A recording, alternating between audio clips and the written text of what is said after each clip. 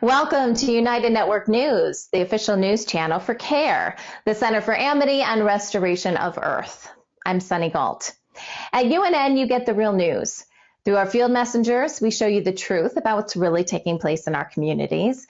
We also bring you stories to help you remember who you are and why you're here, as well as regional stories that impact the people. And our World Situation Report reveals what's happening throughout the multiverse. We are here to restore Earth. In the U.S., it is June 19th, 2024. Adding a bit of pesto to your meals is a helpful way to increase the amount of greens in your diet. And it tastes great too. We'll show you a quick and easy recipe that can be made in minutes. Then we'll go on a tour of an organic farm in New Hampshire to see how their locally grown products come to life. We know that growing our own food and supporting our farmers is the best way to ensure we have quality ingredients. Today we'll hear from a rancher and cattleman on the dangers of centralized food production. Heavy rains causes landslides and power outages across China. Helicopters are now searching for survivors. And more than 200 protesters have been arrested in Kenya's capital. They are opposing the government's proposed tax hikes. This is Calen Giff, messenger for United Network News. Here's a look at today's field messenger reports from all around the world. Adding pesto to a meal is a fantastic way to boost your intake of greens. With the flexibility to use various herbs and vegetables, you can customize it to your liking. UNN field messenger Emma shows us how easy it is to prepare Italian pesto at home.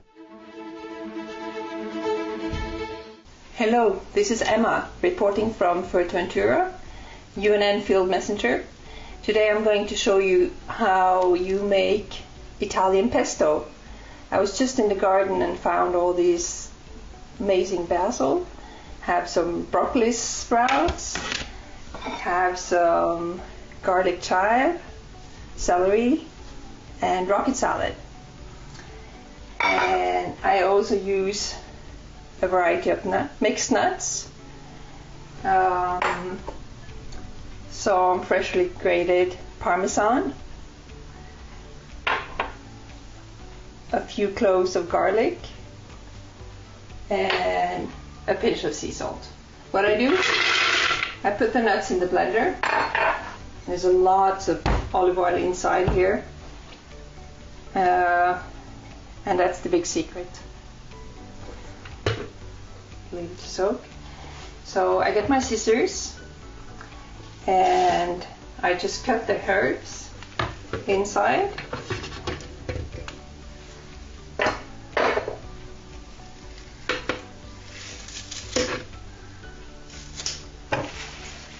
Broccoli sprouts and celery. You don't need to cut it, they're so soft. Put a little bit of Parmesan on top here. This is what makes it Italian pesto. Put the lid on and blend. Now I have blended the pesto and I'll show you how it comes out.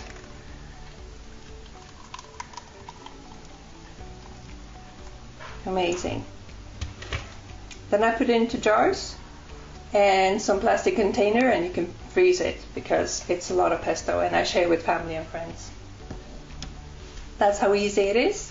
Thank you for watching. Next, we visit an organic farm in Wilton, New Hampshire, USA. This farm is a haven for locally grown produce and animal products. UNN field messenger Karen takes us on a tour of the farm. This is Karen reporting from United Network News. Hi, everyone. This is CSA Farm. This is free-range chickens. And they move them. They're on wheels, so they move them to different fields during different times. And the cows kind of follow them. This is their small herd. They sell raw, unpasteurized milk, and they also have a creamery right there on the side of us. And across the street, we have the farm store, where, as we can see from the sign, they have milk, cheese, yogurt, eggs, and fresh vegetables, although we are here on a day where they do not stock. Here we have the meat, and these bins are usually stocked full. And up in here is some other organic items that you can purchase. This is the dairy section. So this is where we keep the cows in the winter, and they're pastured all summer long until fall. This is an old chicken coop for the winter, and then this is the fields where all the berries are. So here we are at the Hilltop Cafe at the front of the farm. So after you're done, you're shopping for vegetables and dairy products and whatnot. You can come here and get a latte and breakfast. It's beautiful here. So thank you for coming along on this tour with us. This is Karen reporting from United Network News. We want you to become a UNN field messenger. These are everyday people just like you who want to make a difference in their community. You don't need any special training or equipment. Just use the camera on your mobile phone and show us what's happening in your area. You send us your videos and our production team will create the report for you. Our new website is now up and running at unitednetwork.earth. You can submit your Field Messenger reports directly through the Field Messenger tab at the top of the page. You can also email your reports to our new email address at fieldmessenger@unitednetwork.earth. Hey, I'm Kirsten from Switzerland. This is Wayne from Tucson. Hi, my name is Desmond from Ghana. I am Claudia from Dawsonville, Georgia. I'm Marky from Pretoria, South Africa. Hi, I'm Steve McGrath, Fort McMurray, Alberta, Canada. People from all around the world are coming together. Happy day, beautiful world. We are here in a rather small urban garden, and this video is just to show you the joys that we've had in this garden with electric gardening. When news happens in their area, they show us what's really going on. We have people in the streets protesting for and against. At United Network News, our field messengers are changing the face of news. This is Field Messenger Helen reporting with nature, and I'm going to talk to you about the bees again. Take the next step in restoring our planet. Become a UNN Field Messenger today. Hi, I'm Stephanie from South Africa. If it's going to be, it's up to me. If it's going to be, it's up to me. It's up to me. It's up to me. It's up to me. It's up to me. It's up to all of us. We're UNN, and we're taking back the news.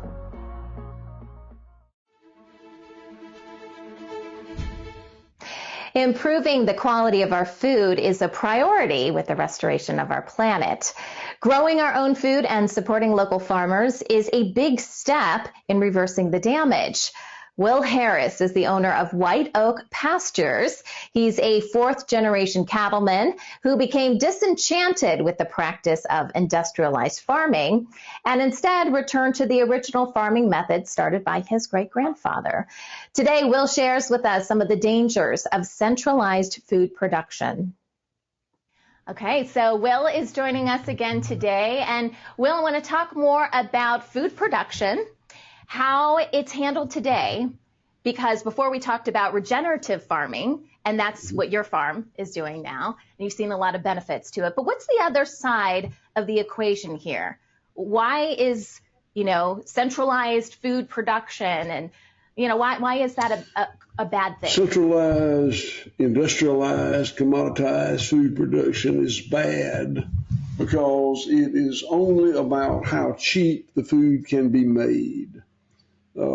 Previously, in the generation of my grandfather and great-grandfather, food producers were far more local and really aspired to have quality. Because if the consumer knew that you were the hog producer and you had the best pork in the county, you'd get a premium for your pork. Yeah. If they knew you were growing the best blueberries in the county, you'd get a premium for your blueberries. That went out the window when we commoditized. When we commoditized, which is what we did when we industrialized and went to big food companies, it was not about putting the most quality you could into your product. It was about setting minimum standards that you met to get the commodity price. So farmers were not financially incentivized to raise the best blueberries or hogs or pecans or walnuts or corn or wheat. They were financially benefited by just barely meeting the minimum standards. So it was a lower quality product from the word go. Yeah, and I feel like that's been applied across multiple industries, not just farming, right? You know, you look at something and you're like, they don't make them like they used to. It's part of industrialization. Correct. It is. It is. And so what's the danger in doing that in farming? Why is that a bad thing? You know, I mean, obviously lower quality. What is that doing to us as humanity? That's a great question. And when the name of the game is just to lower the cost, what happens is the costs are spun off into other areas. So I think that the cheap food that we enjoy today is not nearly as cheap as the price we're paying. You know, there's a dead zone in the Gulf of Mexico where they can't fish anymore. Nothing lives. And it's been caused by chemical fertilizers and pesticides from farmland coming down the Mississippi River. Well, the farmer that put that chemical pesticide out or that chemical fertilizer out is not going to pay for that dead zone in the Gulf of Mexico. And the pesticide company is not going to pay for it. And the consumer that bought the cheap food is not going to pay for it. We're all going to pay for it one way or the other. So costs get spun out. You know, they find pesticides in the Arctic ice caps. Now, nobody put pesticide in the Arctic ice caps, but we've used it on the farm to make cheap food, and so it's out there. You know, when we drive a species of plant or animal or microbe into well, there aren't anymore. You know, they're what's the word for it? It's extinction. I'm sorry. Yeah, you have to cut that out. Extinction. When we use pesticides and we drive a species of plant or animal or microbe into extinction, that has a cost. That being provided some function in our ecosystem, and it's not doing it anymore. But the farmer that put the pesticide out won't pay it. The chemical company that developed the pesticide won't pay it. The consumer won't pay it. We'll all pay it. And you can go on and on and on of costs that cheap food incurs. But the cost is on society. It's spun off from the system of producer-consumer. In East Africa, farmers in the Nile Basin are adopting a new method, moving away from their traditional farming practices and toward something called agroforestry. This innovative approach transforms sugarcane and eucalyptus fields into forest farms, boosting biodiversity while enriching local livelihoods in an eco-friendly way. Farmers embracing agroforestry are reporting healthier soils, improved crop yields, greater food variety, improved food security, and healthier livestock. Food forests also offer those communities participating an unexpected benefit, as the restored shorelines have begun attracting a wide range of wildlife back to the region. As wetlands and river systems begin to refill, they create natural irrigation for the crops and better living conditions for various species who call the water home. Their restoration initiatives offer a future where both people and nature thrive in the Nile Basin. In Cuba, an initiative is emerging as small farms are producing gluten-free flour from banana, coconut, rice, and yucca amidst food supply challenges. Difficulties in sourcing and paying for imported foodstuffs has stimulated local creativity to use an alternative to wheat flour for baking and bread making.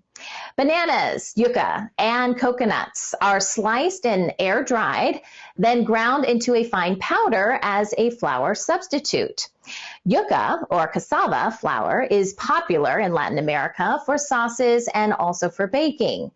Byproducts from these crops include coconut oil, coconut fiber rope, vinegar, and sweets, all of which are gluten-free and therefore in demand from gluten-intolerant consumers. The production capacity of local farmers is often limited by a lack of larger-scale machinery and staffing. As the culture has changed from foreign imports to more locally grown food sources, farmers are doing their best to keep bread on the table in Cuba without wheat. Wild rice is making a significant comeback in Michigan and beyond, thanks to the dedicated efforts of local tribes. This resurgence gained momentum when Michigan officially recognized wild rice as the state's native grain in 2023. This acknowledgement helps ensure the preservation of this vital plant for future generations. Local tribes have played a crucial role in this revival by seeding thousands of pounds of wild rice, leading to bumper harvests. Advancements in technology are aiding these restoration efforts by using sensors and artificial intelligence. This makes it easier to manage the fields, significantly reducing the need for constant field work and ensuring consistent harvests. These efforts benefit local ecosystems by attracting more waterfowl and native wildlife. Successful yields have also revived traditional feasts, bringing communities back to their cultural roots and ensuring their traditions are passed down to future generations. We are United Network News. Every day, we release real stories from real people all over the world. Field Messenger reporting from Gold Coast, Australia, Denmark, Canada, Uganda, from Atlanta, in Southern California. In their own words, people like you share what's really happening in their area. At UNN, you are the news. You are creating a new world with infinite possibilities. You are the restoration plan. Come join us for the real news every Monday, Wednesday, and Friday, only on United Network. We're UNN, and we're taking back the news.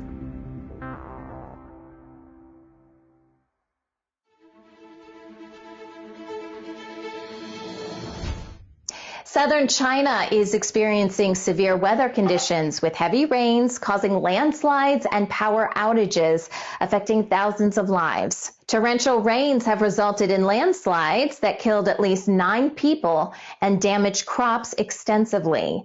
Many houses have collapsed and vast areas of farmland are submerged, leading to significant economic losses. In one county, more than 130,000 households faced power outages, with certain areas remaining out of contact. Rescuers and helicopters are actively searching for survivors and delivering aid. Meanwhile, northern China is struggling with a severe drought, although rainfall is anticipated soon. A recent report indicates China's wealthiest are opting for discreet fashion instead of flaunting their wealth amid economic uncertainty. It predicts the weakest global luxury market since the pandemic. This year's global sales of high-end goods, including clothing and beauty products, are expected to grow between 0% and 4%, marking the lowest growth since 2020. This slowdown is particularly evident in China, where middle-class shoppers are cautious and the affluent are spending more abroad. The term luxury shame is being used to describe this trend.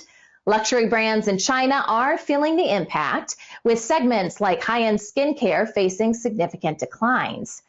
Meanwhile, top-end brands with ultra-expensive items are faring better. North Korea has increased its acquisition of ballistic technology, with sanctions failing to stop the regime from advancing its weapons programs. Despite the sanctions, the country has found novel ways to generate revenue, including exploiting its workers and engaging in illegal trade. One notable source of income is the hair trade.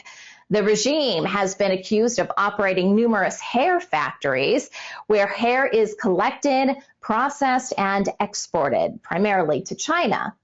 This trade is estimated to generate millions of dollars annually, contributing significantly to funding North Korea's nuclear weapons development.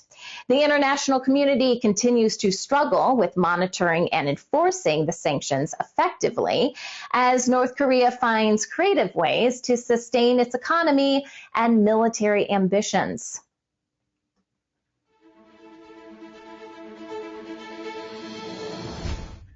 A controversial bill in Brazil's legislature would impose harsher penalties on women seeking abortions after 22 weeks, sparking widespread protests. Critics note this could lead to convicted rapists receiving lighter sentences than their victims. The bill highlights existing healthcare inequalities, severely affecting children, poor women, Black women, and those in rural areas. In 2022, 61.4% of Brazil's rape victims were under 14 years old, often realizing pregnancies only after the 22-week mark. Conservative lawmakers argue the current lack of a time limit equates to infanticide. Brazil's top court began deliberations on decriminalizing abortion last year, following progressive Latin American neighbors like Colombia, Mexico, and Argentina. Protests continue, urging for the protection of raped women and girls. Brazil is emerging as a significant player in the global rare earths market, supported by Western government incentives and a drive to diversify supply chains away from China. The country's first rare earths mine, Serra Verde, has begun commercial production and aims to double its output by 2030.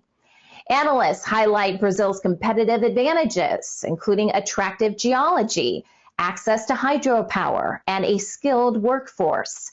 However, challenges remain, such as a steep decline in rare earths prices and the complexities of refining and processing technologies. Brazilian authorities have launched a fund to finance strategic minerals projects and are exploring rare earths recycling. There are also plans to establish a magnet factory this year.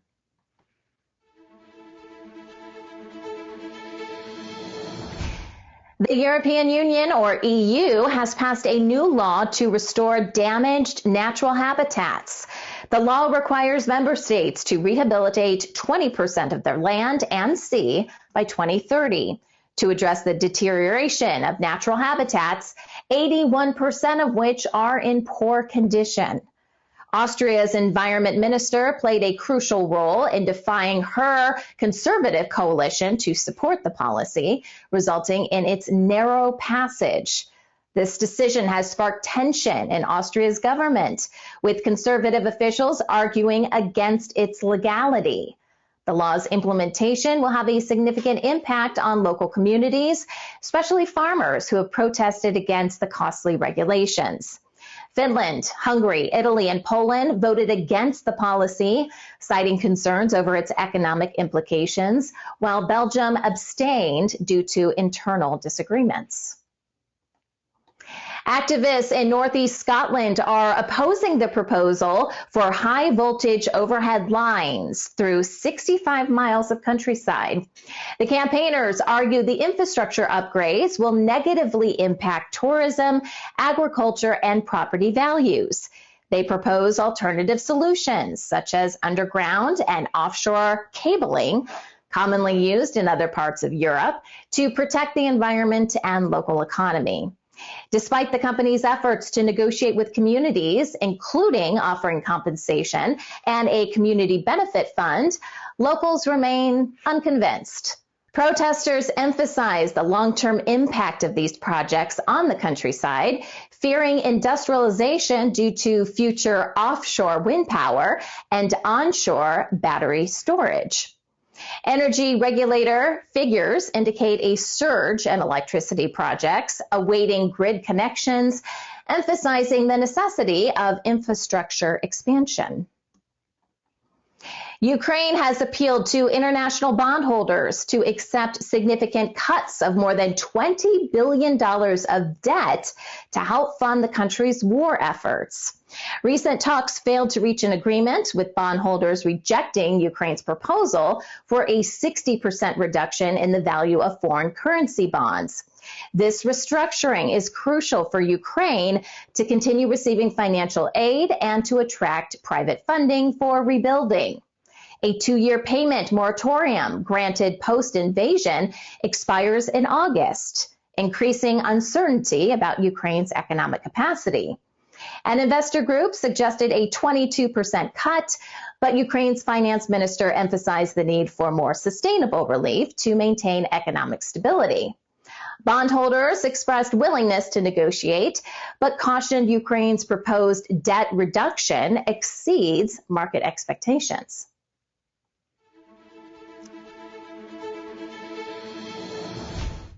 Recent research has revealed Australia's 500 biggest companies made $98 billion in crisis profits during the COVID-19 pandemic and the Russia-Ukraine war. Major companies like Woolworths, Hancock Prospecting, National Australia Bank, AGL Energy, and Harvey Norman saw profits increase more than 20% above pre-crisis levels. Most of the crisis profits came from iron ore mining and supermarkets. Woolworths alone made a significant portion of the supermarket sector's crisis earnings. The banking sector and companies like AGL Energy and Harvey Norman have gained immensely. Calls are growing for the Australian government for a crisis profits tax to be used during extreme instability periods. Such a tax could have generated up to $88 billion for 2 years, potentially supporting essential services and poverty relief. Concerns are growing in Australia over Meta, the social media giant, using users' data to train AI models. While Australians cannot opt out of Meta's policy changes, European and UK users have managed to halt these changes thanks to stricter regulations. The changes allow Meta to leverage users' posts, pictures, captions, and comments for AI training as of June 26th. Though technology like OpenAI's ChatGPT and Google's AI already use social media data, the anxiety surrounding Meta's platforms stems from their personal nature, filled with family and personal moments, unlike more public platforms like X, formerly Twitter. This unease reflects a broader awareness of data privacy issues amongst users. Despite the pause in the EU, no such measures are in place for Australia.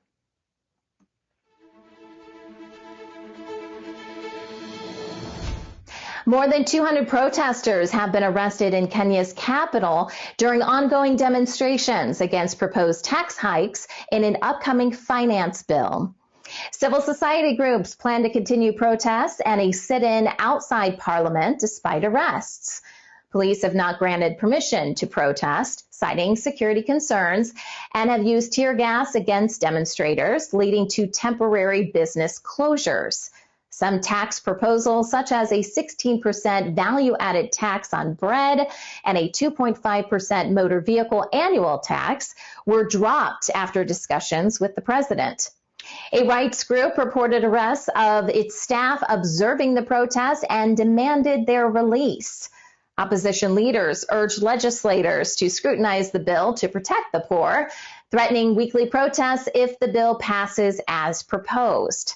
The bill's debate starts today with a vote set for Monday. A major water project between Lesotho and South Africa, set to be completed in 2028, aims to increase water usage and generate electricity for both nations. While water trading is profitable for Lesotho due to South Africa's persistent droughts, local communities see minimal benefits and lack compensation. Many locals who rely on livestock farming and field cultivation have lost productive farmland due to resettlement. Despite these challenges, the dam construction projects have stimulated Lesotho's economic growth, with South Africa paying more than $192 billion annually for water, a sum doubled in May of 2024. However, these projects have been criticized for ignoring community rights, environmental destruction, and lack of adequate compensation. Lesotho is also developing a major water project with Botswana, which could further strain local communities.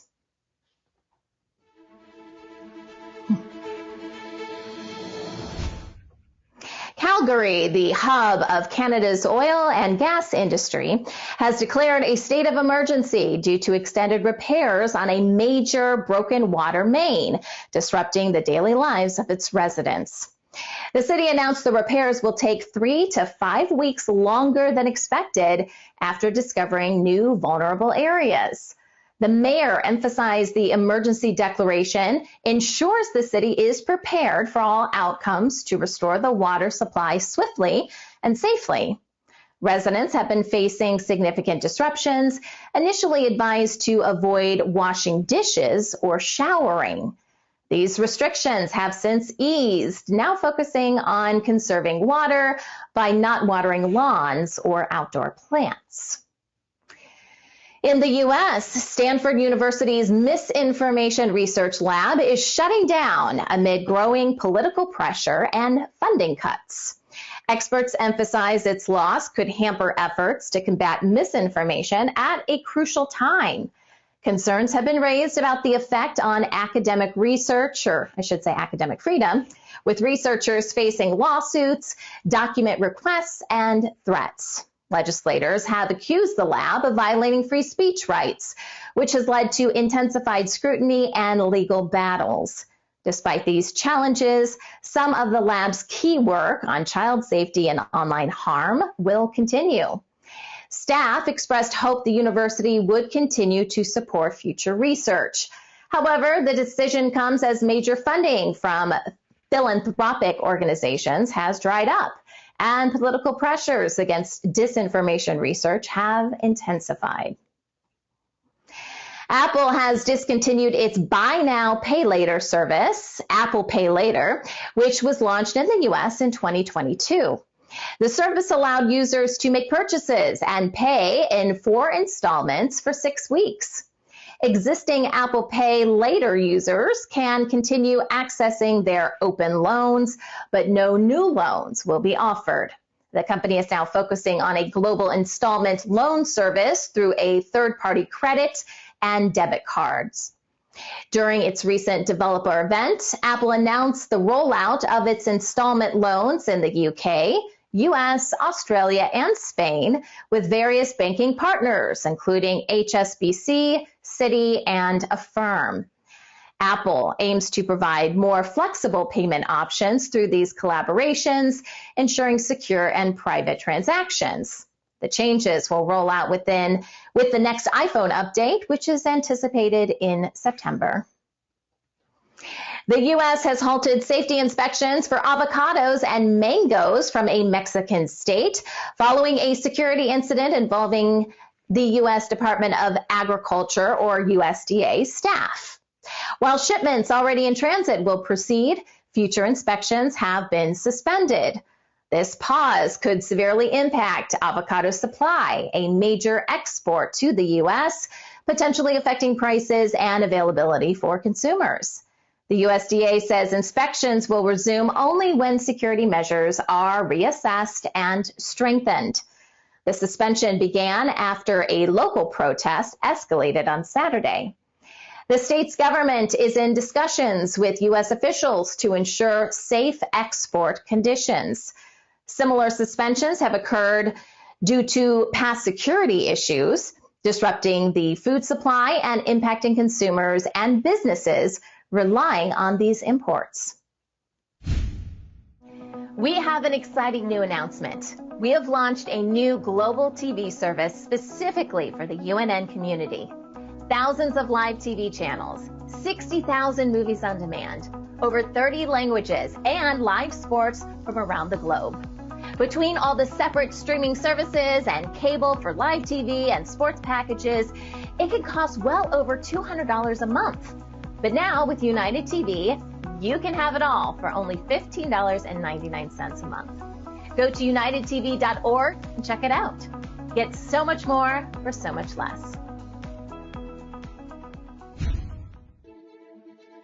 And now, the World Situation Report with Kimberly Gogan from the Office of the Guardian. The universe was made up of alternating currents and the force that drives the current. The universe also had resistors and regulators. This also relates to all that is and humanity. The changes in the universe also have resulted in a direct current system. Here's how to use that current to your advantage now and in the future. Plus, the secret behind using med beds for healing revealed. Alternating current C also relates to the financial system and how the deep state gained so much power. In the words of Rockefeller, if I control a country's financial system, I need not care who makes its laws.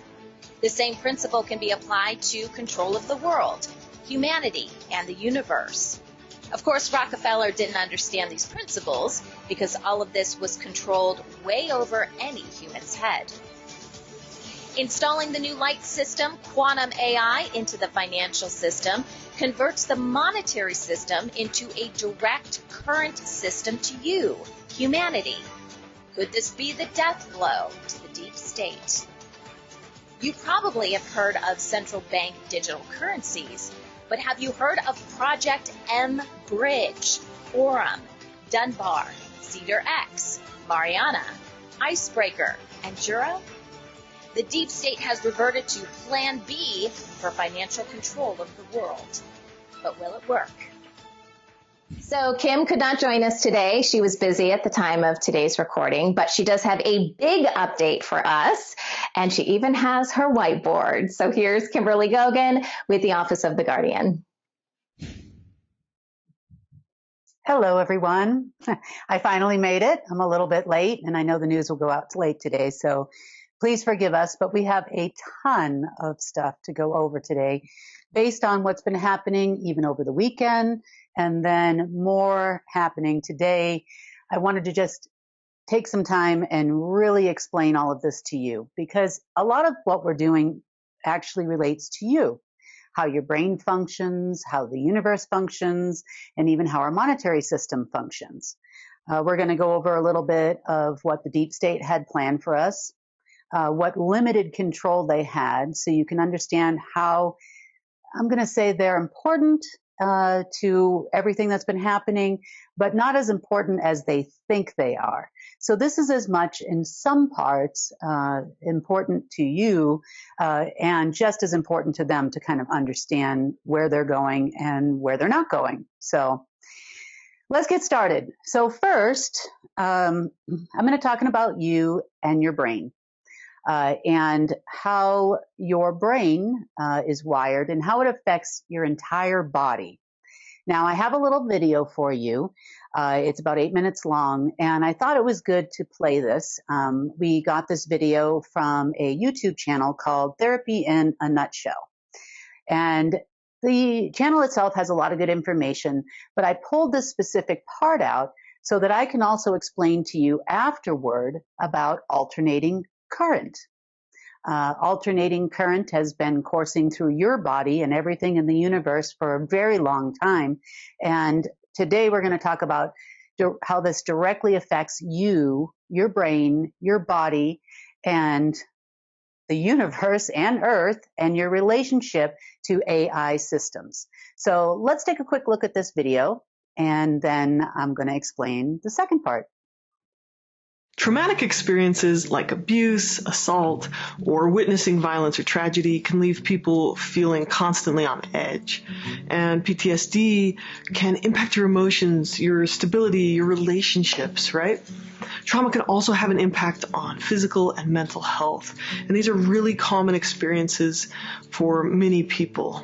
And they're due in part to 4 ways that your brain changes after experiencing trauma. But the good news is that when you understand how trauma impacts the brain, these symptoms can often be reversed. You can learn to heal. Quick review: when you experience something threatening or dangerous or just witness something happening to someone else, your brain activates the fight, flight, freeze response, essentially the survival mode in the reptile part of your brain. This response helps keep you safe. It shuts down thinking, it releases a surge of hormones like cortisol and adrenaline, and it sends blood to the big muscles so you can fight or run away. This gets your heart pounding, it speeds up your breathing, and all of this is so that you're prepared to take physical action to stay safe. And then after the threat has passed, your nervous system should go back into restorative mode, the rest and digest mode. But with PTSD, something interferes with your ability to feel safe. Your brain and your body stay stuck in this mode. So even when you're safe, your brain and your body stay tense. They're on high alert. And you don't ever or don't often revert back to that restorative mode. So when trapped in a constant trauma response, people with PTSD experience 4 types of difficult symptoms. These include painful thoughts, which is like upsetting memories, flashbacks, and memory loss. Intense emotions, feeling helpless, anxious, ashamed, scared, jumpy, angry, feeling blame or persistent negativity, or just feeling numb. Bodily changes, so these include increased heart rate, feeling jittery or on edge, startling easily, unexpected rage or tears, short and shallow breathing, panic attacks, insomnia, or nightmares. And then the 4th category of symptoms is behavioral changes. So this is usually avoidance of anything related to the trauma or its memories. Now, these symptoms show up because after experiencing trauma, your brain changes on a physical level. Now, this isn't simply damage, as people would perhaps think, but it's your brain adapting to the experience that the world isn't safe. Your brain is super moldable. It adapts and it rewires depending on what we experience and how we use our brain. So when we experience trauma, here are 4 ways that the brain changes or adapts after that experience. So first, the amygdala. This is an area of the brain that scans for threats and it connects memories and emotions. So this is kind of like the smoke alarm of the brain. And after trauma, it becomes much more active. It becomes much more sensitive and more likely to alert, to turn on that alarm when it perceives a threat. Survivors become less tolerant of stress, and little things make them feel more anxious. So common things like loud noises, people entering a room from behind, or seeing someone who reminds them of an aggressor, these can all trigger that threat response. So to summarize, with PTSD, the amygdala becomes more sensitive. Okay, second, brain scans indicate that after trauma, the hippocampus shrinks. So the hippocampus is the part of the brain that processes emotions and memories. After trauma, stress hormones essentially kill off cells in the hippocampus, making it less effective at processing emotions. This also makes it hard for the brain to distinguish between the past and the present. So this is essentially what a flashback is. It's your brain experiencing a memory that feels like it's happening right now.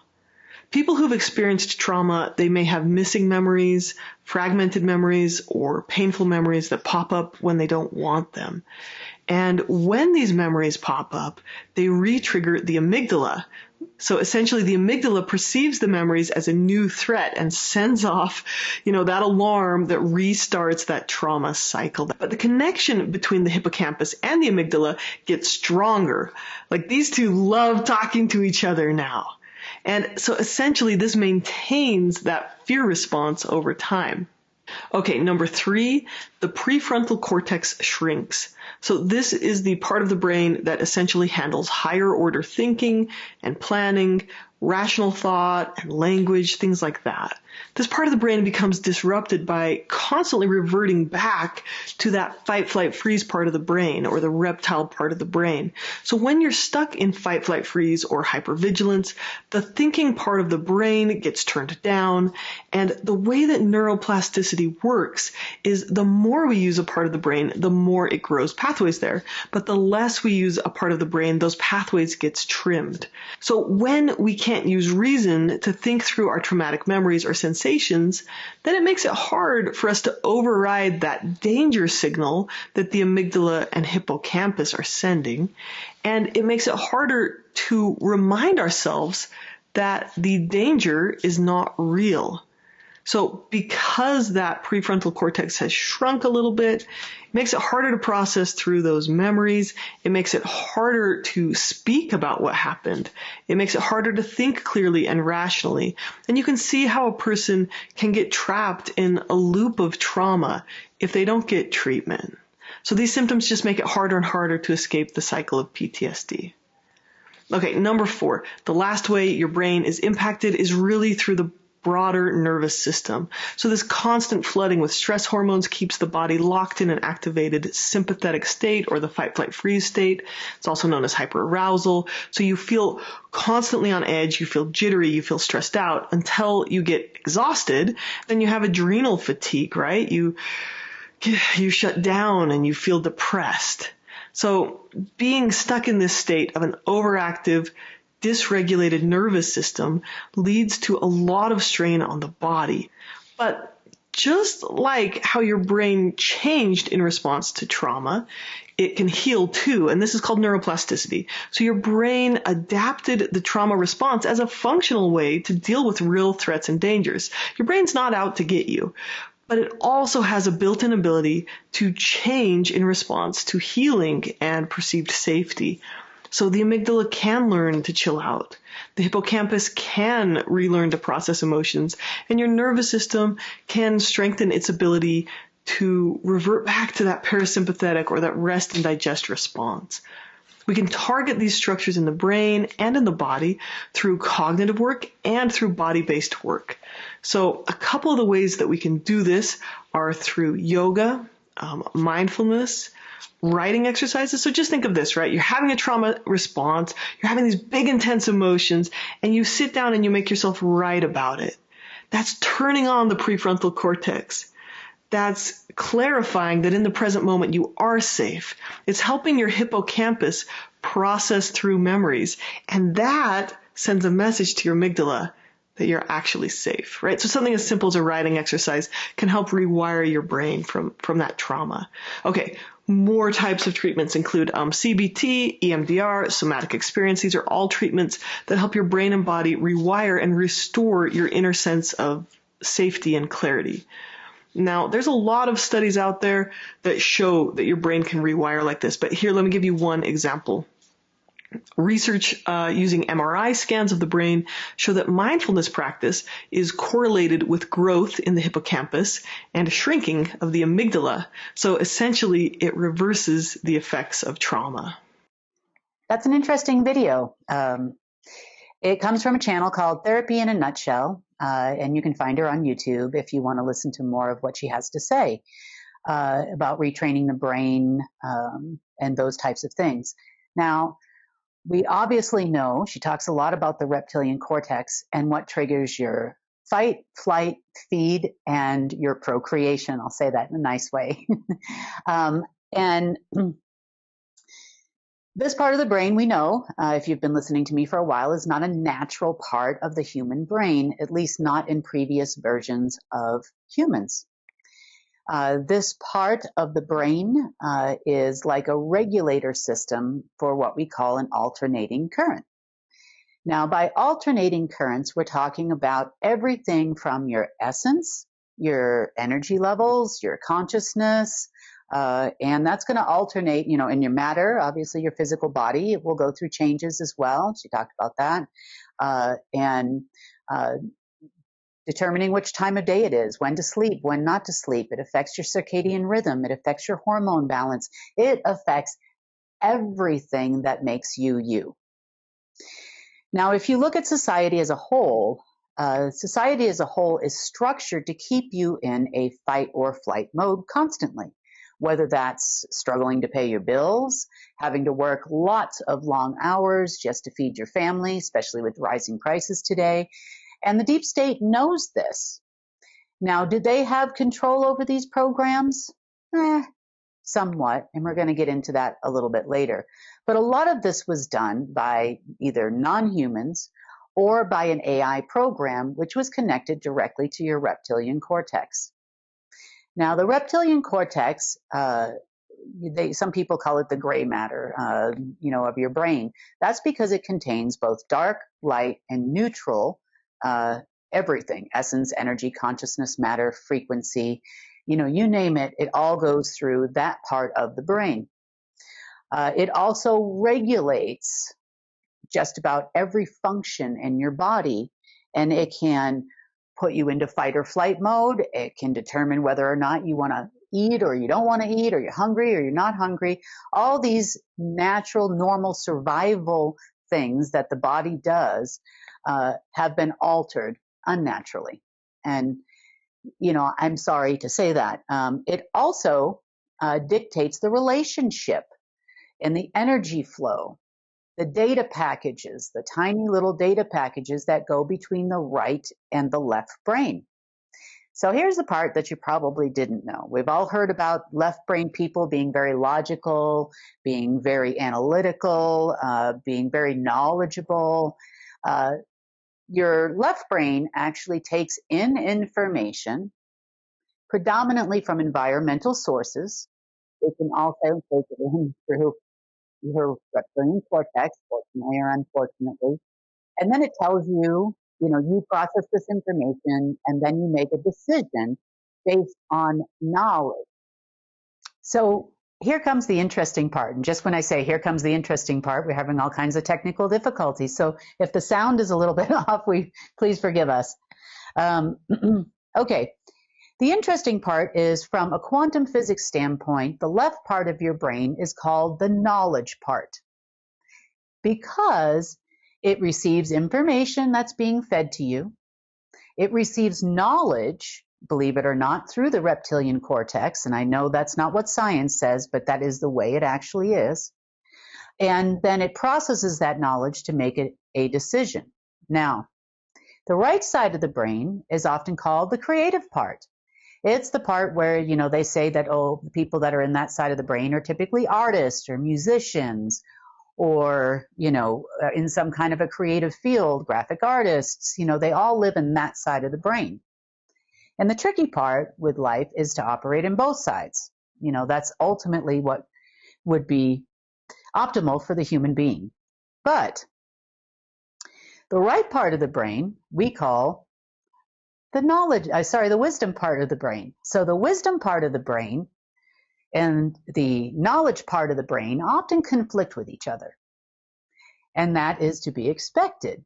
But with your regulator that was installed, if you get too creative, in other words, you're creating constantly new concepts, all kinds of different things, and you don't pay much attention to the left side, they say in science that the left side will get lazy. But that's not true, unfortunately, because your regulator's job is to regulate the brain so it doesn't get above, say, 10% of your actual mental capacity. That was kind of a threshold. Some people make it higher, 20%, 25%. And if you've hit 30%, you are considered a genius of the world. And I'm not talking about the ones they put on TV. You are creating amazing things. You understand physics like nobody else, or whatever it is your passion. But that's because you've learned to deal with the obstacles. Just like a person who, say, has had an experience where, there's a limb that's been severed, or, you are, like I told Sunny the other day, you carry around this big baby for, 9 months, and you've learned to overcome your limitations. And you can break through the glass ceiling. It was possible. But then what it's going to do to you, it's going to feed you more dark knowledge. It's going to feed you false wisdom or false light. It's going to constantly put your body into fight or flight mode so that you stop using your prefrontal cortex. Your prefrontal cortex is the one that says, okay, this is real. Yep, it's definitely real. This is not real. This is just a reaction that I'm having, an emotional reaction, those types of things. And then you stop yourself from saying things maybe that you would regret, or taking an action that isn't reasonable to solve a problem. And like she said, the more you're in fight or flight mode, and the more your amygdala is activated and communicating with your hippocampus, the smaller your frontal cortex becomes. Now, this also has to do with energy regulation. And energy, as you know, is what carries those little data packages between both sides of your brain. And your reptilian cortex is right in the middle. It's going to regulate that.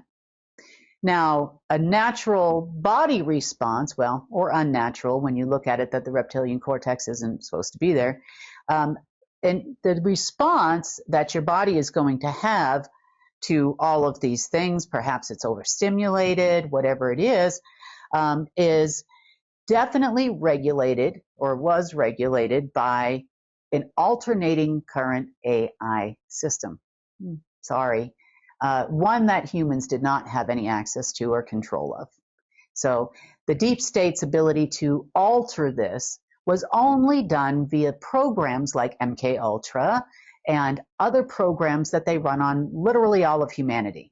So you're not the only one that has these responses. Next, keeping someone in fight or flight mode, even if it's just to support your family or to take care of an illness and you're a little bit nervous or you're scared of things, will directly alter your neurological state.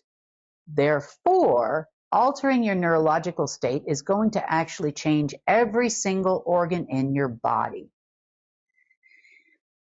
Do they have the ability to do some of these things? You know, in the past, yes. This is your Internet of Body things would be connected into here. And a number of other programs they would run on you, such as disease.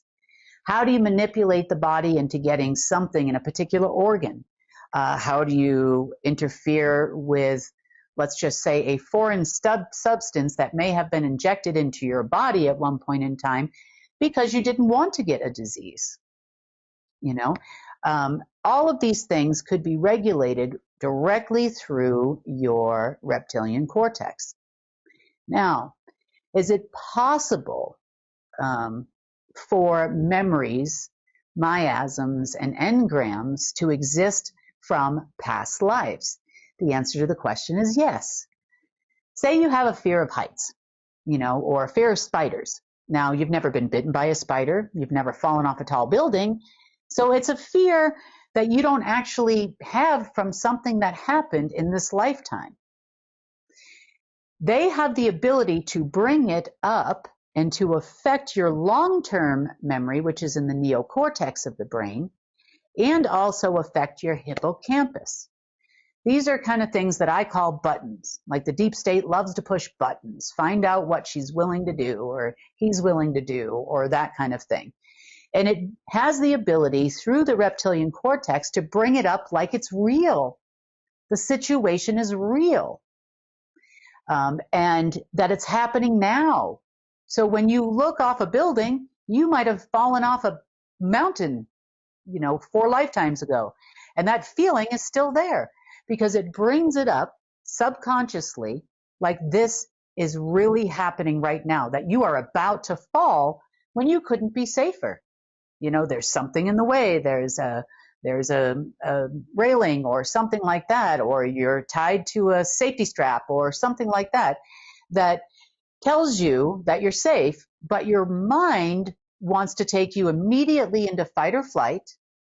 It is going to throw out the window everything that the prefrontal cortex has to say, like, hey, you're totally cool. And it is just going to put you into a full-on fight or flight mode. The same thing goes with people that have lived in lack. maybe you weren't able to feed your family or your kids or something like that. So anytime you get a big bill or your bank account gets below X or something like that, or you feel that you are dependent on another person and that other person might lose their job if they don't do this or do that, you're going to automatically go into fight or flight mode, and you're trying to make decisions without the help of your prefrontal cortex. This is by design, but it's fixable. Now, what we're going through now, and we're going from an alternating current system to a direct current system, is going to directly affect how your brain functions. But the old wounds are still going to need some help going away. Your old traumas, maybe you had a run-in with a man with a beard or something like that at one point in time, and now every man with a beard is suspect to you because it's still coming up from your memories. And these are this lifetime memories. Now, obviously, we are not wanting to do any kind of a memory wipe or anything like that. That's not a good thing. We're actually trying to bring back memories from the past so that you realize how powerful you are. But the limiters, the regulators, feeding the brain constantly, as an example. So she talks about, what we talked about what the left brain does and what the right brain does. And we talked about what your reptilian cortex does and your amygdala and all these different parts of the brain that are all supposed to work together. Well, she also talked about the fact that the energy or the neurological function goes to the one that you use the most. Now, what if they could determine which one you use the most? And they kept feeding more dark energy into your brain through your reptilian cortex, and I'm not trying to scare you, so that you would go more knowledge. Wait, this person's way too creative. We need to go over here. Oh, wait, this person is way too calm, way too grounded. We need to give them something to fight or flight about that they won't even realize is a memory or not. They'll just call it in medical science, well, that's just a fear, right? Subconscious fears. And then they have a disease name for every single one of those things that are unfounded and not something you've ever experienced.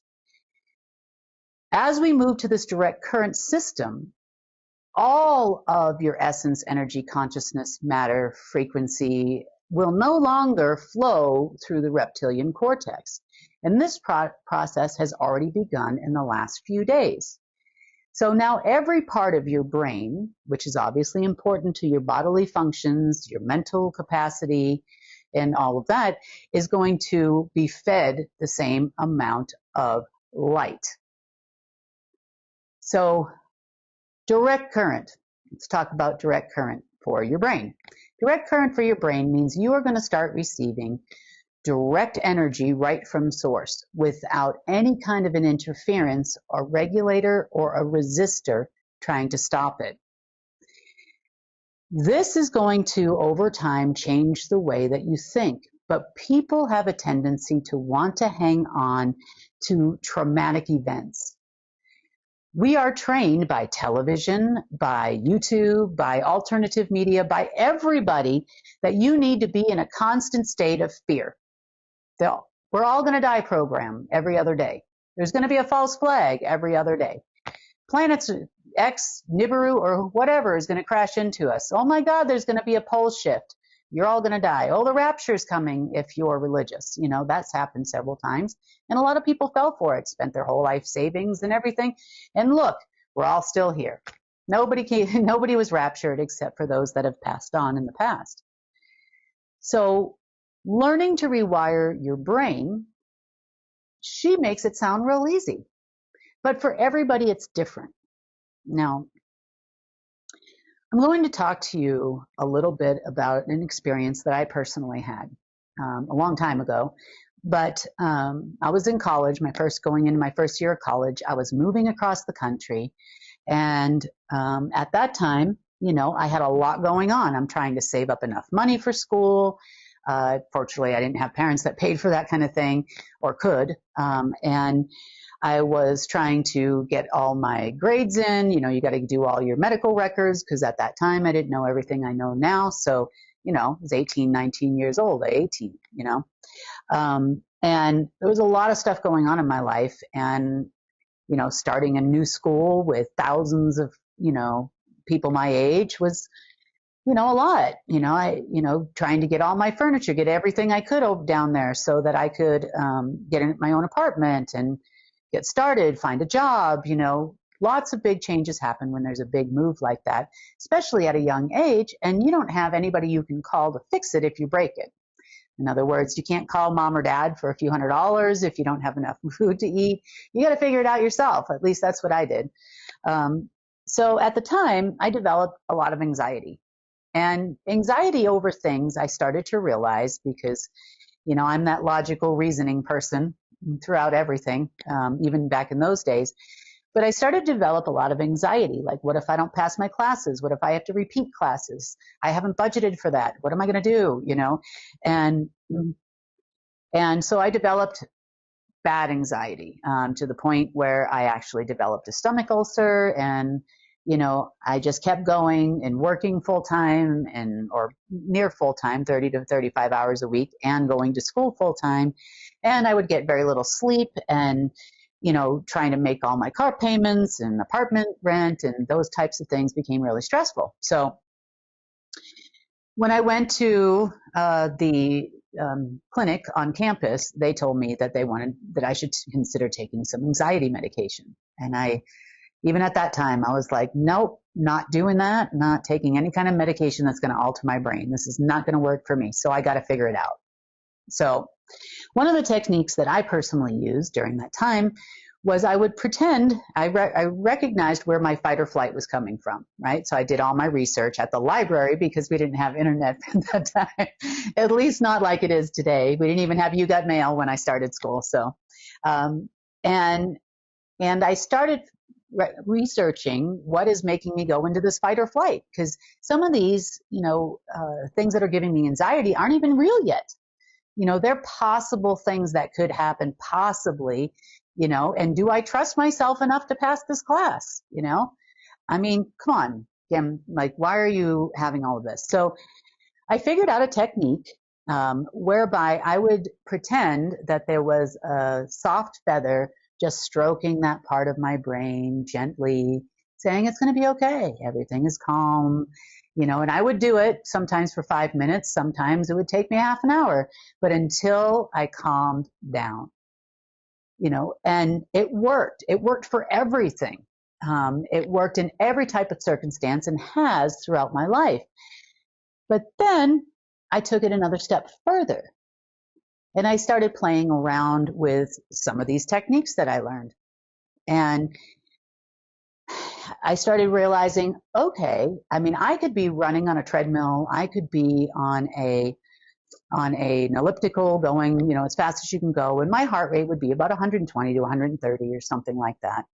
And I'm like, well, if this control works for anxiety on the part of the brain that causes anxiety, I wonder if it's going to work for the part of the brain that tells my heart to pump faster, or to, make me sweat, or other types of things. So I really started to focus on these types of things. And wouldn't you know it, so my first little success of my experiment was that I could drop my heart rate running full speed to about 60 beats per minute. I'm like, wow, okay. Then I started thinking more about this, and I'm like, well, I know that the average human uses about 10% of their brain. That's out there in medical science. I mean, it's all over the place, even if you're not looking in alternative media. And how do I change this? What could I do if I could use more of all the parts of my brain? And I started trying to train myself, just like she said, you can train yourself out of trauma. I started training myself to do just that. So I focused on the parts of the brain that I knew that controlled my logical thinking, my creativity, my different connections, with source, with God at the time, because that's what I thought about at that time, and really understood the difference between good and evil, life and death. How could I control all of these things? Well, I thought about it for a minute and I said, okay, when the body goes into fight or flight mode, what that does for my person is it produces an enormous amount of adrenaline and it gets my body ready for a fight or for a run or for something I need to do in order to survive.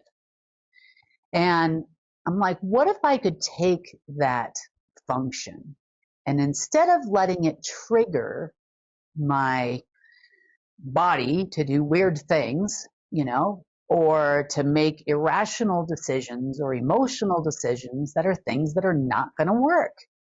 There have been women out there, and I read some stories that, who lifted a car off of their baby. I'm like, well, all of that is about fight or flight and love, actually, in that particular case. So I started taking a look at the energy that flows through my body, and I started taking a look at how adrenaline works. And then I almost got to the point, or not almost, but I did get to the point where I could then take that fight or flight response, heart beating faster, all these types of things, and I could channel it to the other parts of my brain, the ones that cause me to reason through situations, that cause me to make decisions on the other side of my brain, and that also cause me to be creative and resourceful. And how can I get out of these situations? And can this actually make my body stronger when I do this? So there were times where I intentionally put my body into fight or flight. Now that can actually happen even through, say, going for a workout and not having eaten anything, which is not smart. Don't recommend that. But what it did for me is it was already getting my body to say, okay, you need to produce adrenaline to keep all the body parts functioning so that this person can get through what she's got to do right now. That's what it basically does. And that's what the fasting is that everybody does, and so on and so forth. Intermittent fasting and all that. We can talk about that another time. But so I got my adrenaline pumping, and then I'm going to the gym. And for me, that was the test, right? I'm going to go to the gym. And how much weight can I lift? Now, believe it or not, from channeling that adrenaline to those sides of my brain, and then trying to control my organs and my neurological function and my voluntary movements, right? These are all controlled by different parts of the brain. Now I can lift 2 times, 3 times, 4 times as much. Then it became a cool little experiment with myself. What else can I do? And I came up with all these little tricks and tests and whatnot for my brain. After that, then it became real useful because now I started traveling around the world. I started meeting all of these 6'5" tall operatives and all kinds of people. And I could do it without fear because I knew if my adrenaline started pumping, and I could make it pump and I can make it stop. When my adrenaline started pumping, I could channel that to the part of the brain I needed, whether it was extra strength, smarts, reason, thinking quick on my feet. And now I can go up against all these people. So, a lot of people say, oh, she was MK Ultra, she must be an AI. No, I just learned how to do this. The same thing that works for past traumas that would normally trigger people, or deadly sins, they hit you with all the time. No, you can actually rewire your brain and retrain even your organs right from there. So the adrenaline, I know it produces cortisol and all kinds of things, but it doesn't when you learn how to rechannel it into other parts of your brain.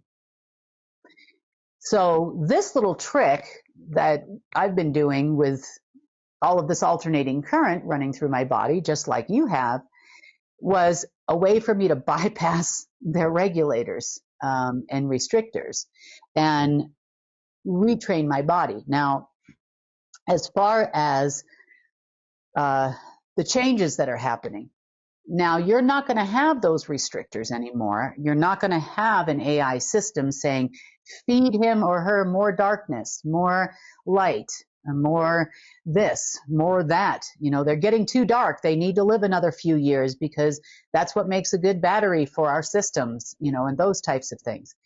So you really have more power than you think. With a direct connection of all that's in your body, physically, spiritually, mentally, emotionally, you can control a lot more than you think. You want to lose weight? Great. Look up on the internet, find out what part of the brain it is that controls your eating or controls, your energy levels or those types of things, and then focus some of that adrenaline there because you can really use it and it works. But we have more things to cover, so I don't want to focus too long on that. But I hope that gives you a little snippet into how powerful you're going to become when you don't have any kind of restrictions. You're not being fed dark energy, therefore dark thoughts. How about dark memories? How about dark long-term memories? All of those things are going to be a thing of the past, but it doesn't mean you're not going to retain memories. But now you have some alternative techniques to slow your brain down, slow your body down, and reason through your fears. Maybe you won't be afraid of those things anymore. Maybe that fear will go away. Maybe that old trauma. Maybe you were in the military and you feel like, I'm going to see these flashbacks for the rest of my life. No, you can control it. Find out what part of the brain, like I just gave you 2 examples, the hippocampus, short-term memory, and long-term memory comes from the, what is it here? The cortex, prefrontal cortex. There we go. I didn't know there was going to be a quiz at the end. So focus on those parts. Now, what if you're getting older, you forget where your keys are, those types of things. You can channel that adrenaline into those parts of your brain and rebuild things. Short-term memory, long-term memory, whatever it is. But this fight or flight, the breakdown of the brain, the energy not going to the proper parts of the brain, the interference with your neurological receptors from external sources are what causes dementia. It's what causes Alzheimer's. It's what causes you to forget your keys because your brain all the energy is going to this part over here and none of it's going to that part over there that reminds you where you put your keys last night. So it's amazing what you can actually do in a direct current system. So think about that for yourself. Now, I want to talk about a universal brain. So just like you have a brain, the universe also functions similarly, not entirely, but in the same way that your brain works. The entire universe and all of its bodily functions, sun, stars, planets, galaxies, Earth, for that matter, your sun, your moon, everything functions on a larger scale on an alternating current basis.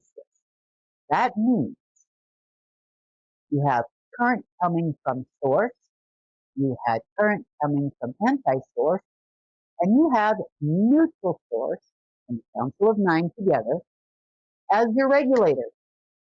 And a lot of this was AI controlled in part, but the AI systems in the beginning were there just to make sure that everything went in accordance with the current age that we were in, everything went in accordance with, who was in charge, who was not in charge. And of course, here on Earth, we've gone through a lot of changes with different owners. We've gone through a dark age now. We've gone through a lot of different types of things. Now, the universal brain can be called the universal Akashic records. But in part, the Hall of Records also has a direct effect on that.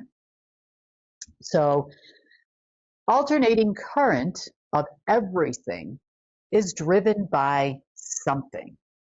Because we know that in the world of electronics, electrical, you know about alternating current, you know about direct current a little bit, you know about voltage and amperage and all the things that make everything work, right?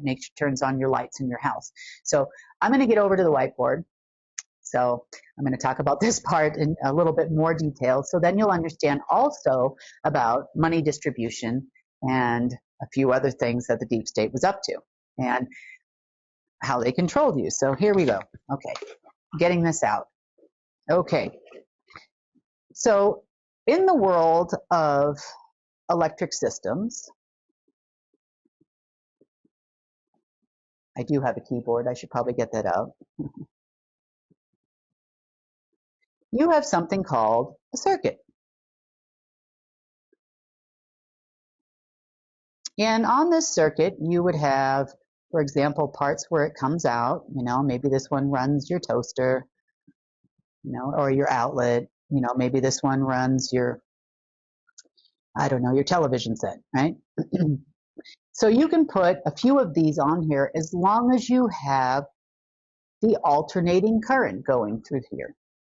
So the alternating current is pushed forward by voltage. Now, volts on a universal level is actually called, let's see, I've got all my notes here. I took a lot of notes for this because there's an awful lot to discuss and I want to make sure I didn't miss anything. So let's see, okay. Direct current, close with 9, line distribution. Okay, here we go. It's actually called, and I should probably type this.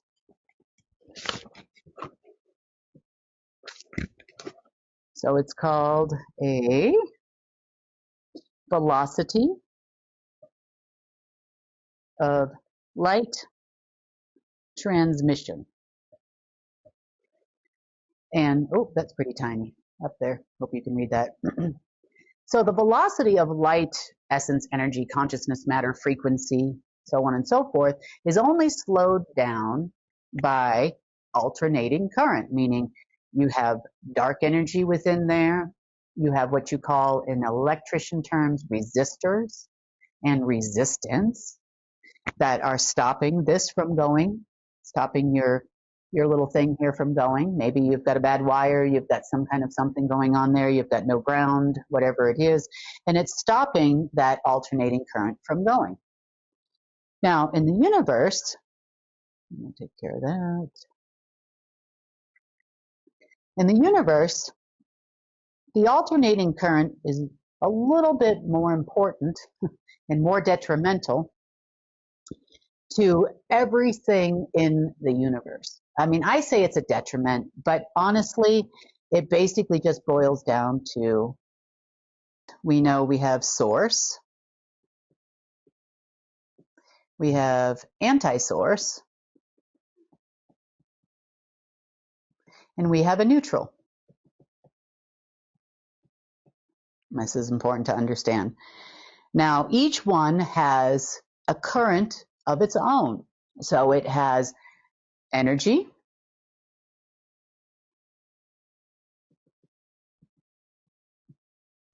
for all, essence,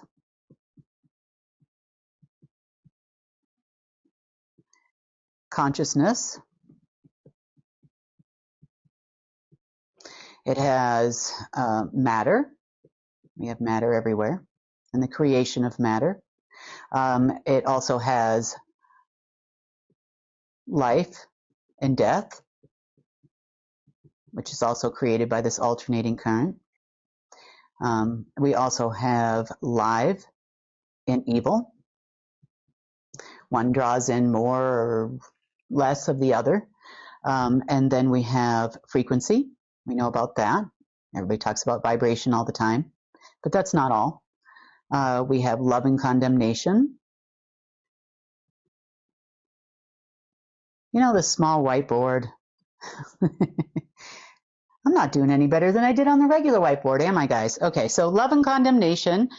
We also have, I'm going to take this up here. We have dark time, light time, and neutral time. We have a neutral atomic clock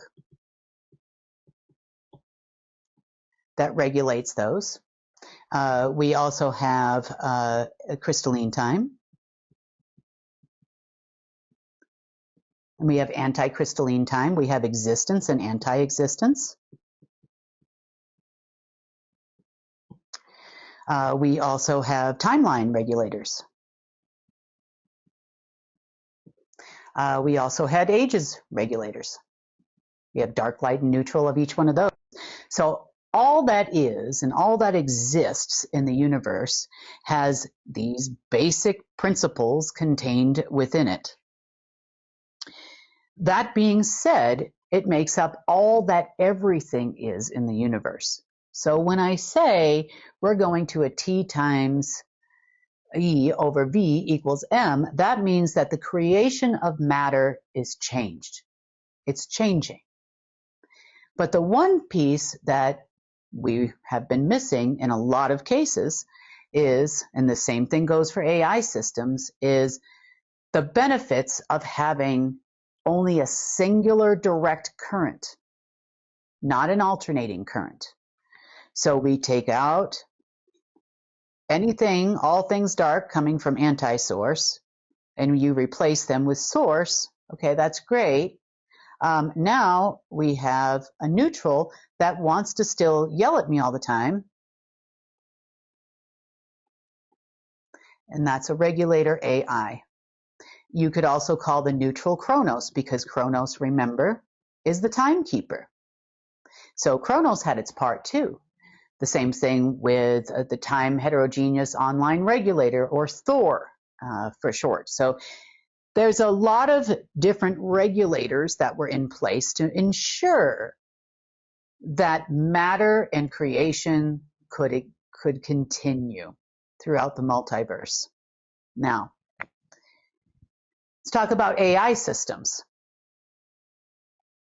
So in the world of AI, we have Omega, Chronos, and Alpha in the past.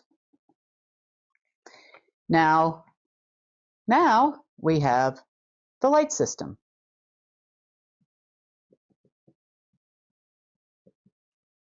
And we're going to talk about a little bit of why that was so important to do. So the regulators here are Chronos. Chronos is one regulator. You also had Mjolnir, Thor's hammer, right? Thor. Kythera, anti-Kythera. You had many other regulator. You had regulator AI, which was run by the Council of Nine.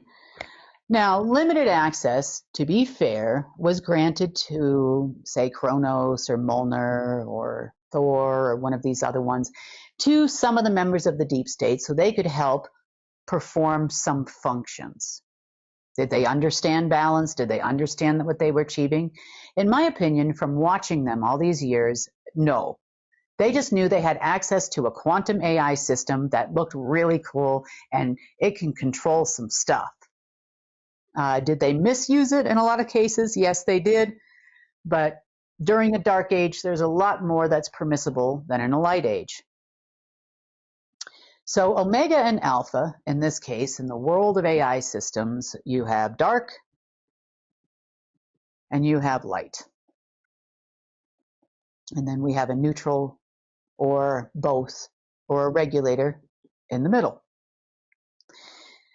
So getting rid of Omega and its control of the human brain and its control of the brain of the universe, and Chronos and all its arms and legs and all their control and all Omega's subsequent AIs, you know, unfortunately, what became too much for a while there was that Omega and Alpha had a lot of standing orders.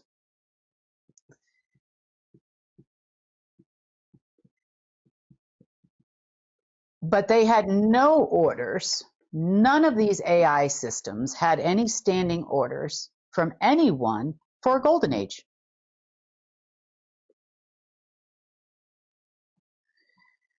So that's something completely new that Source decided to do. But now we had a little bit of a problem, not only in AI systems, but also throughout the universe, because we still have this regulator thing telling me that it wants to keep the dark thing going. You know, so you'd get rid of something and then it would come back. You get rid of something and then it would come back, because it wants to maintain that balance. So creation throughout the multiverse, even in a light age, continues to exist. The creation of the light system AI changed most all of that. The light system AI for time concerns, because we still have that here, you know, we're going round and round every day. For time concern, we replicated a lot of the alpha programming.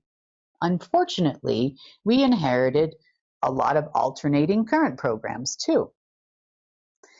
So what's been going on for the last 4 or 5 days is going to a direct current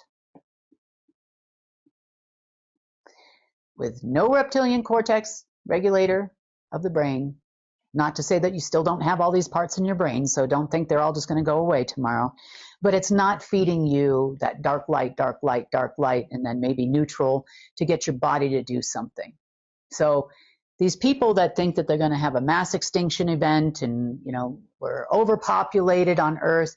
No, what they are concerned about is that we have way too many people, despite how much darkness, how many terrible systems they created for us, that we will still create and we will still love God, source, whatever you call it. It doesn't leave us. We can't help it. We're from this side. You are invading our side. You know, and it's the same thing that goes for the deep state. The deep state doesn't understand when we fully finish, which I don't think is going to take that long, when we fully finish a direct current source system, not just in the AI sense, but in a universal sense, for the all that is, nothing, and absolutely nothing they do is going to work. Now, it goes much deeper than that. We can go all the way down to even like a photon level, you know, where you have positively charged,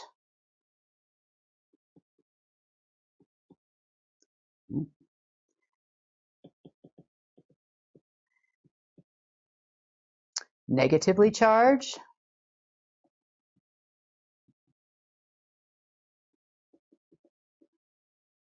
and things that are neutral. Now,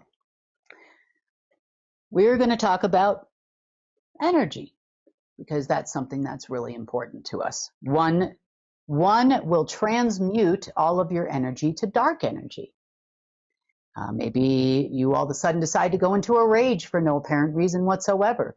Maybe you're changing your brain function to focus more on a negative charge. You know those people when you're in the room and they're just standing next to you and you're like, oh my God, I am exhausted from listening to you. You know, whoever that is. Hopefully that person's not me. No, I'm just kidding. But anyway, the point is that the negative charge that happens is meant to drain the life force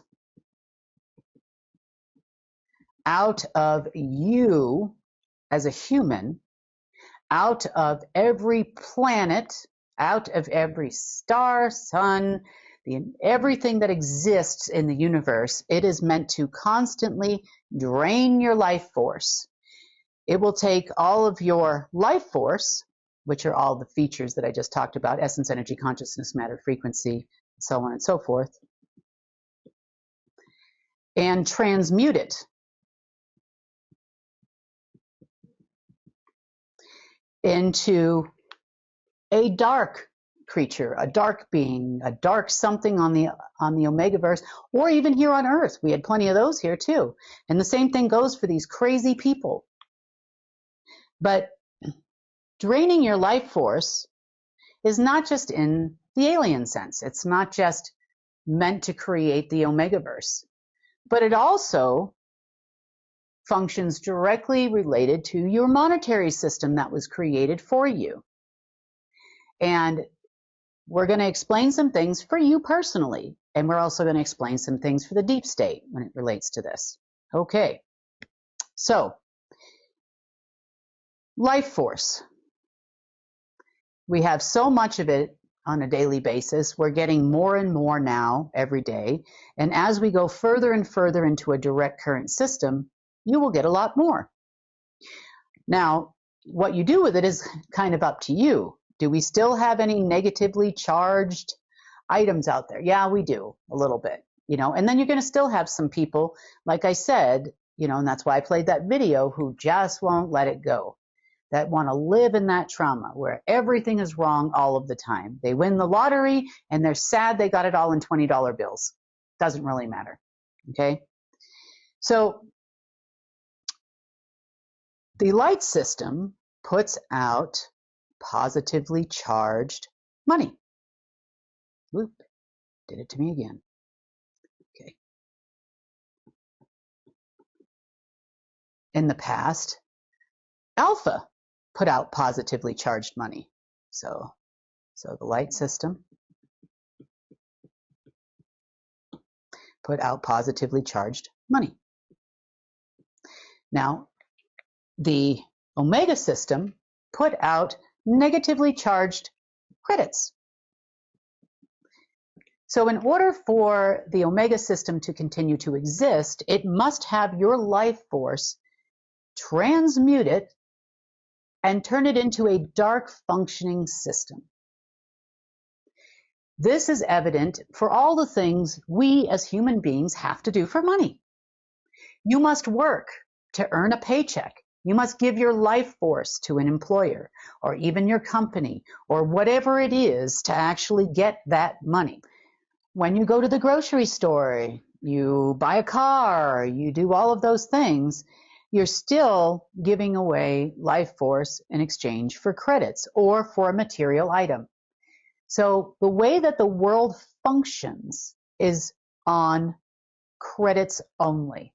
So when you look at your bank statement, you see things like credits and debits. So the life force, the true money, the true energy was retained 100% by the omega system. All of it. 100%. And the humans only get credits for everything. Now, let's take it to the next part here. Let's talk about different types of money. What we know as money anyway. So you have money 0, money 1, money 2, money 3, money 4, money 5, money 6, money 7, money 8, and money 9. Now, when you're talking about it coming from the light system, you are getting a positively charged. Same thing was happening with alpha. Okay. Plus, plus, plus, plus, plus. Now, if you're talking about omega, which is all you've ever known for 500 years since the advent of money, that's all you've ever known is a credit. So you have negatively charged money.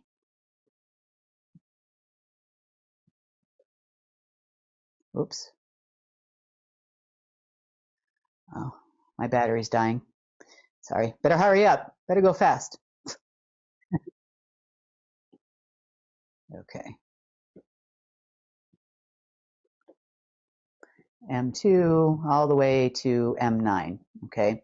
These are all negatively charged, which means that it's going to drain you to get it. Interesting how the whole financial system was structured in this way. So now, what is the neutral in this case? Does the system put out neutral money? The answer to the question is no, it doesn't.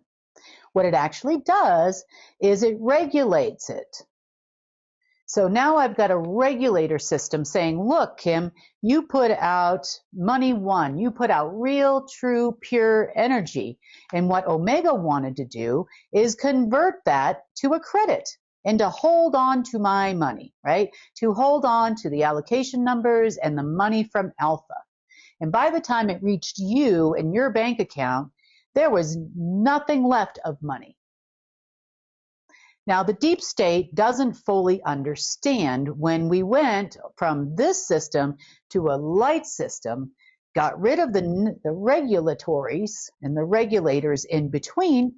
There is no trade for trade. They don't get to give you a credit anymore. Now, the different types of money, there's different definitions online about what it actually is, okay? But I look at it probably differently than anybody else does. I look at it as M0. Now, zero of the entire universe is a place of no creation, right? It's a place of source where all actually is. There's no actual velocity. Nothing is actually moving.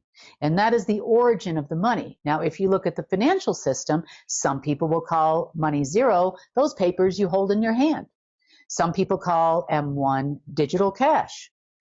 You know, some people call M2 bonds. Some people call it government bonds or treasury notes or whatever it is. But it's the whole reason why everybody hates going, you know, everybody cannot stand this fiat system. You just don't know why you hated it. And what you don't know is that even with a gold backing, it's still a fiat system because all that energy that came in through the veins of gold and your person gets sucked right out to keep a system alive. That's his only function. Now, as far as the deep state is concerned, they obviously don't understand this because they've been having a serious problem getting what they're calling money zero, which is numbers on a screen with no allocation numbers, into the banking system, which is now controlled by the light system. They don't understand that money zero, it's not just an allocation number problem, guys. It's the conversion to an asset-based trading system, which is a giver of life force.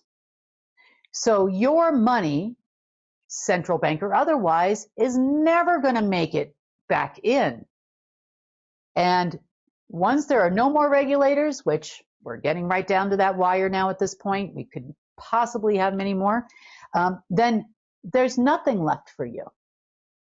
You can screen scrape all you want. You can try to steal things from the global repository, but I promise you, once everything is 100% asset-based, a giver of life force in all its aspects to a human being, you'll never succeed in anything you're doing. Now, I'm bringing this up for a real good reason. They have an intention of trying to take money that's already in the system, trade on it in a very strange location, which we're going to talk about here in a minute, and then put the credits back into the system. Well, even the money that you see out there, did you get, when we converted most of the money to money one, to actual real energy that's already in the system, did you get a trade for trade settlement? No, you didn't. Because if you did, then your Mariana project would have actually worked. So we're going to talk about that as well. So tell you what's going on with that. Now, we talked about the brain. We talked about the universal connections. We talked about a lot of different functions that AI had, not only within your person and how it affected Keystone Earth, how it affected our whole galaxy, and how eventually the entire universe. But where is there an interface and how does the deep state get involved? And at what level does it actually alter the state of the financial system? And this is important for the crazy people to understand. Now, a few years back, we did this once before. We talked about the multiple levels of the web. Now, by web, you know it as the World Wide Web, the internet, whatever you want to call it, but there were multiple layers, and there were layers to this internet that even they didn't have access to, but yet, by the same token, they were subject to it. they think that they are operating on the highest level in the world. And I guess to the rest of us, that might be the case, because humans only had access to a certain amount of levels. And they thought by them having access probably 2 or 3 levels lower than us, that they had the golden ticket, that they could then alter all levels above that. Not the case. Definitely not the case. And this has to do with the base platform that was far over their head. And then we're going to talk about Enbridge and central bank digital currencies and all that goes with it. But first, you have to understand where they're at and where you're at and how the web was connected directly to your human. So from a deep state standpoint and information that they put out on the internet, this is their understanding of the webs. So number one, we have a surface web. Now, the surface web is where you go into Google and you search for shoes and you find all that. You can log into your bank account. You can do all of those things on the internet. This is also where the majority of banks' websites are held, as well as, your telecommunications interfaces through the data in your phone and those types of things. So most of us watching this, are very familiar with, especially if you're watching this, because you're watching it probably on the surface web. Okay, number two, you would say that number two, in certain circles, and this is just coming from their understanding, not mine, okay, you have what they call, that's terrible, here we go, whoops, still erasing. I'll get better at this, guys, I promise. Okay, you have what's called the Bergy web. And the Bergy web is where, like, your onion routers, your proxy servers, things that if some of you are in the IT world, you're probably familiar with, or you've heard of Tor and those types of things. So still accessible by average everyday humans with a little bit of technology background, that type of thing. So yes, they have access to it, but so did you, to some degree. Things that would happen here, they say, let's see, things that would exist here, like your 4chan Q thing, where allegedly people are posting anonymously, that type of stuff. So you've probably seen some of it, and you're probably somewhat familiar with it. Okay. I'll tell you, if this day hasn't gotten crazier, now the laptop wants to turn on sound and play something. I don't know what's going on here, but I'm going to try to get through this. Okay, next. You've all heard of what we call the deep web.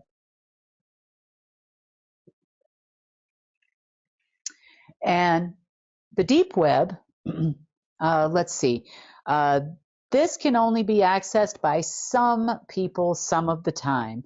I would say about 96% of all the activity that goes on the web goes on here. This is accessed a lot by your underground folks. It's accessed a lot by mafia organizations, as an example, secret communication lines, those types of things. Now, the really bad stuff, though, happens on level 4. These are all levels.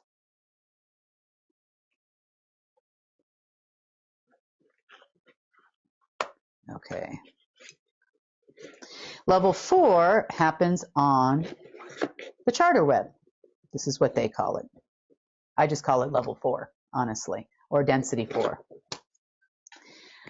These to me are all densities of omega. So, but unfortunately, because we have a dual system, they were all part of alpha, and then now they're all part of the light system. So they're all today one away. Okay, except for obviously you've still got your surface web, which is operating on the key integrated media system now fully. Okay, charter web is where you'll find child trafficking, human trafficking, drugs, special payment systems that might go through these types of things. So that's pretty much what happens in the charter web. nothing you would want to be involved in anyway, but also governments exchange with all the same running arms, illegal arms, payments and stuff would go back and forth. In the movies, they tell you things like,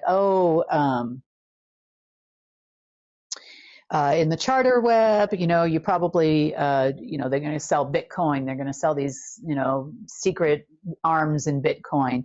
And maybe it does circle back around somehow, some way, through the charter web all the way up to, back to the surface level and that kind of thing. And they have a way to do that. I'm sure they did. No, not anymore, but they did. Okay. It is rumored, amongst the deep state folks, that this is where the real supercomputing happens. In agency world, in Black Sun world, in the order world, some even call it the Atlantis level. Now, Atlantis, as you know, and I know, are not a positive thing that happened in Earth's history or in human history for that matter. Atlantis is when we were fully invaded and Earth was taken over by 6 different parties. But and I guess in their world, that put them in charge. They're happy about that. I'm not exactly sure.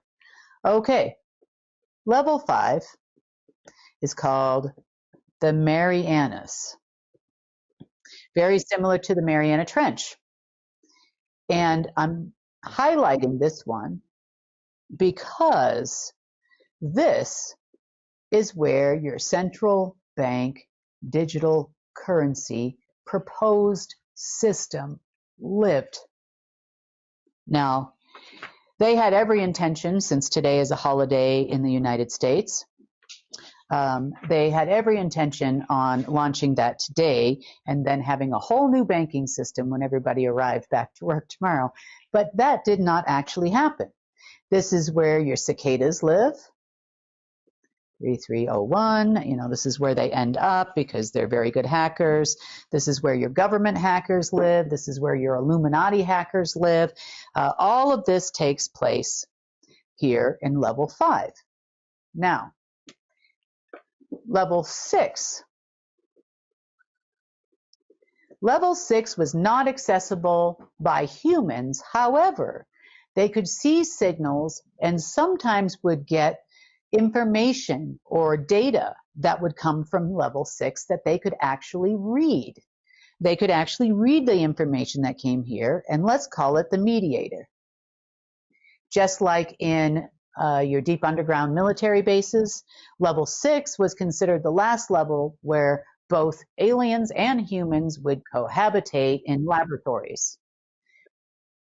No one actually had anything below that. No humans ever went down to level 6, 7, 8, or past 6, so 7, 8, and 9. And the same thing worked in computers, much the same way. So this was considered a mediator level. This was considered the place where people would exchange messages. Just the same thing in deep underground military bases. Things were exchanged. Technologies were exchanged. Information was exchanged between non-humans and humans on that level. Same thing goes here. Now, I am sure and positive that these people thought that they were getting messages from an alien race that they think they're related to from beyond. But no, my friends, you were receiving information from an AI system that told you what to do that was full of knowledge only. Because could I send messages from the alpha system through that level? Yes, I could have. Did you follow any of them? Of course you didn't. You thought that there was some kind of a glitch. We better come back the next day. And you ignored me there too. So, hey. Now, because alpha and omega were integrated all the way down to that level, all the way to level 9, and because the Light AI system currently is integrated all the way to level 9, and because these systems were not given to me by an alien, and they were not given me permission by an alien race, I had more access than you ever did, Deep State, okay? So I also have access to level 7. So we're going deeper and deeper and deeper. So Alpha could communicate with Omega on that level to a certain degree before the regulator kicked in and told it no. That would happen too during the Dark Ages. But the light system AI also could do that. Now, this is a game where, okay, so on the deep state side, they call this the fog. Sometimes they call it virus, place where all viruses live. They basically say, and this is their quote, okay, this level is like a war zone. Every other person is trying to reach the next level. This is basically like a fight trying with people or beings or whoever is trying to overthrow the other, having the only power of the internet in the world. This is what they claim. They claim that if you could get control of level 7, that you could control the world, and every human and SSP person and everybody else is fighting to get control of level 7. Did they ever have access to level 7? No. But they believed that they hit nirvana if they did, because they would have more internet access or access to all things web. Now, by web, we mean a universal web. That means they could connect to things beyond this galaxy from there, whether it be in the Omegaverse or the Alphaverse or wherever.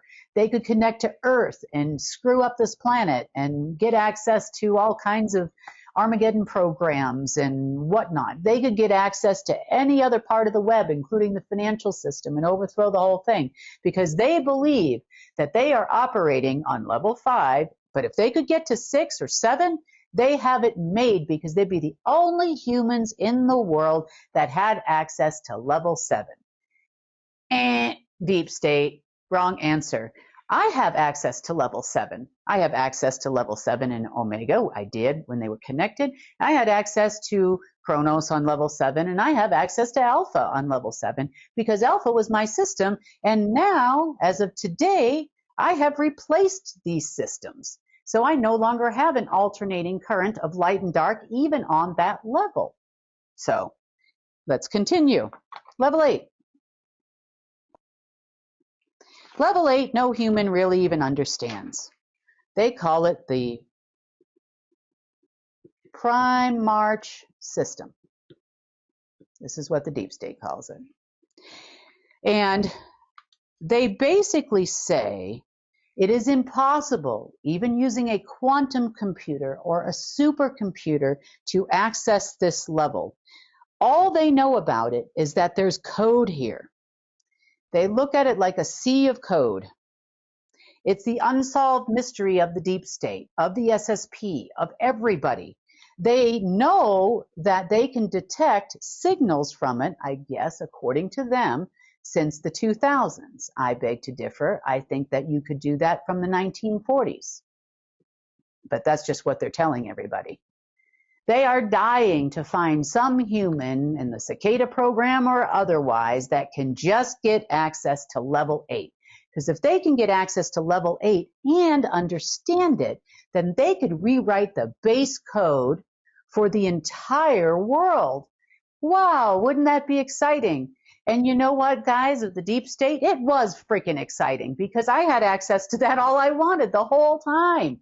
The whole time. And where do you think I've been rewriting all these systems from? I've been rewriting them from level 8 and welcome to level 9. You don't even mention that in any of your documents. Level 9 is control and command.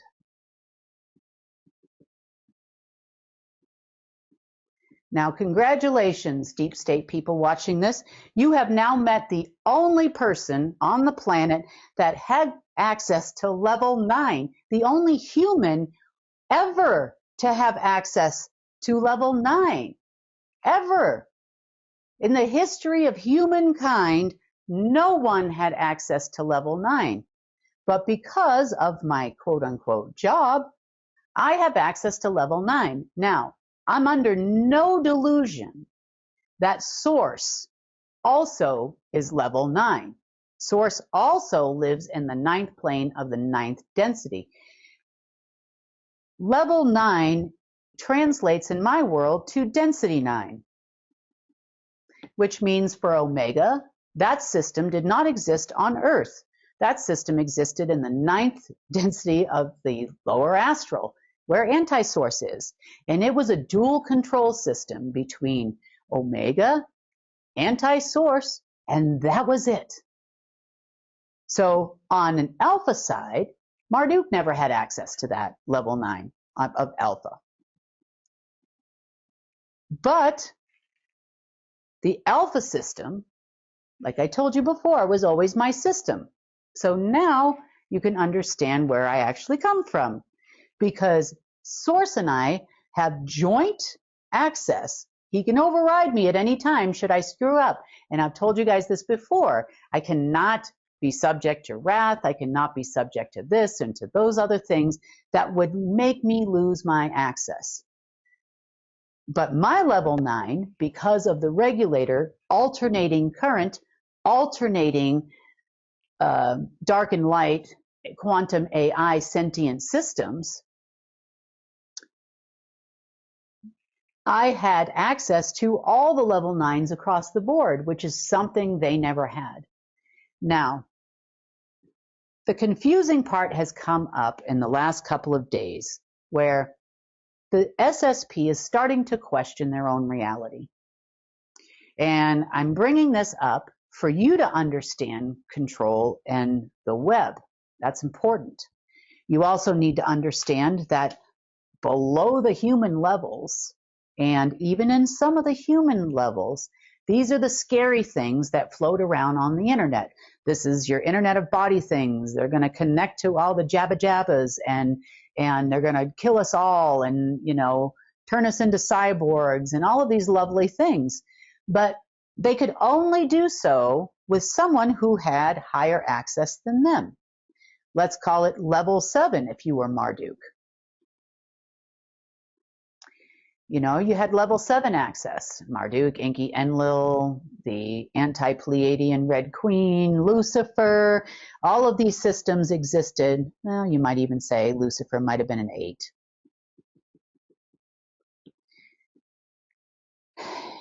So was there a possibility of making some kind of an alteration on this type of a level? Now, for them, absolutely not. You would have to actually get the same kind of permission that I had from the same place that I got it from, and I can guarantee you with what you want to do with it, that would be an absolute no.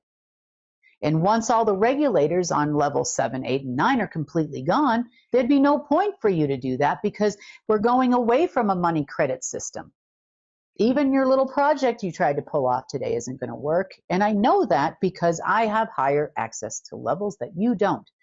So your analysis of my intelligence files and all the other things and the phone calls that I have for hours and hours a day, and how do I do what I do, and it's not possible to do what she does, and how is she doing it? The answer to the question is very simple. 9, 8, 7, 6, 5, 4, 3, 2, 1 of the web. When I say things are changing for the human and we're going to a direct current system, that's because no matter what they did on 5, 4, 3, 2, and 1, and limited access to 6 at one point in time, probably on a read-only basis is what I'm guessing. They probably got messages in from that. But the limited access that they did have, they would never be able to pull off a great reset, a global depopulation agenda, and all of those types of things that they think they want to do. And you're definitely not going to do it with a level 9 light system AI full web system.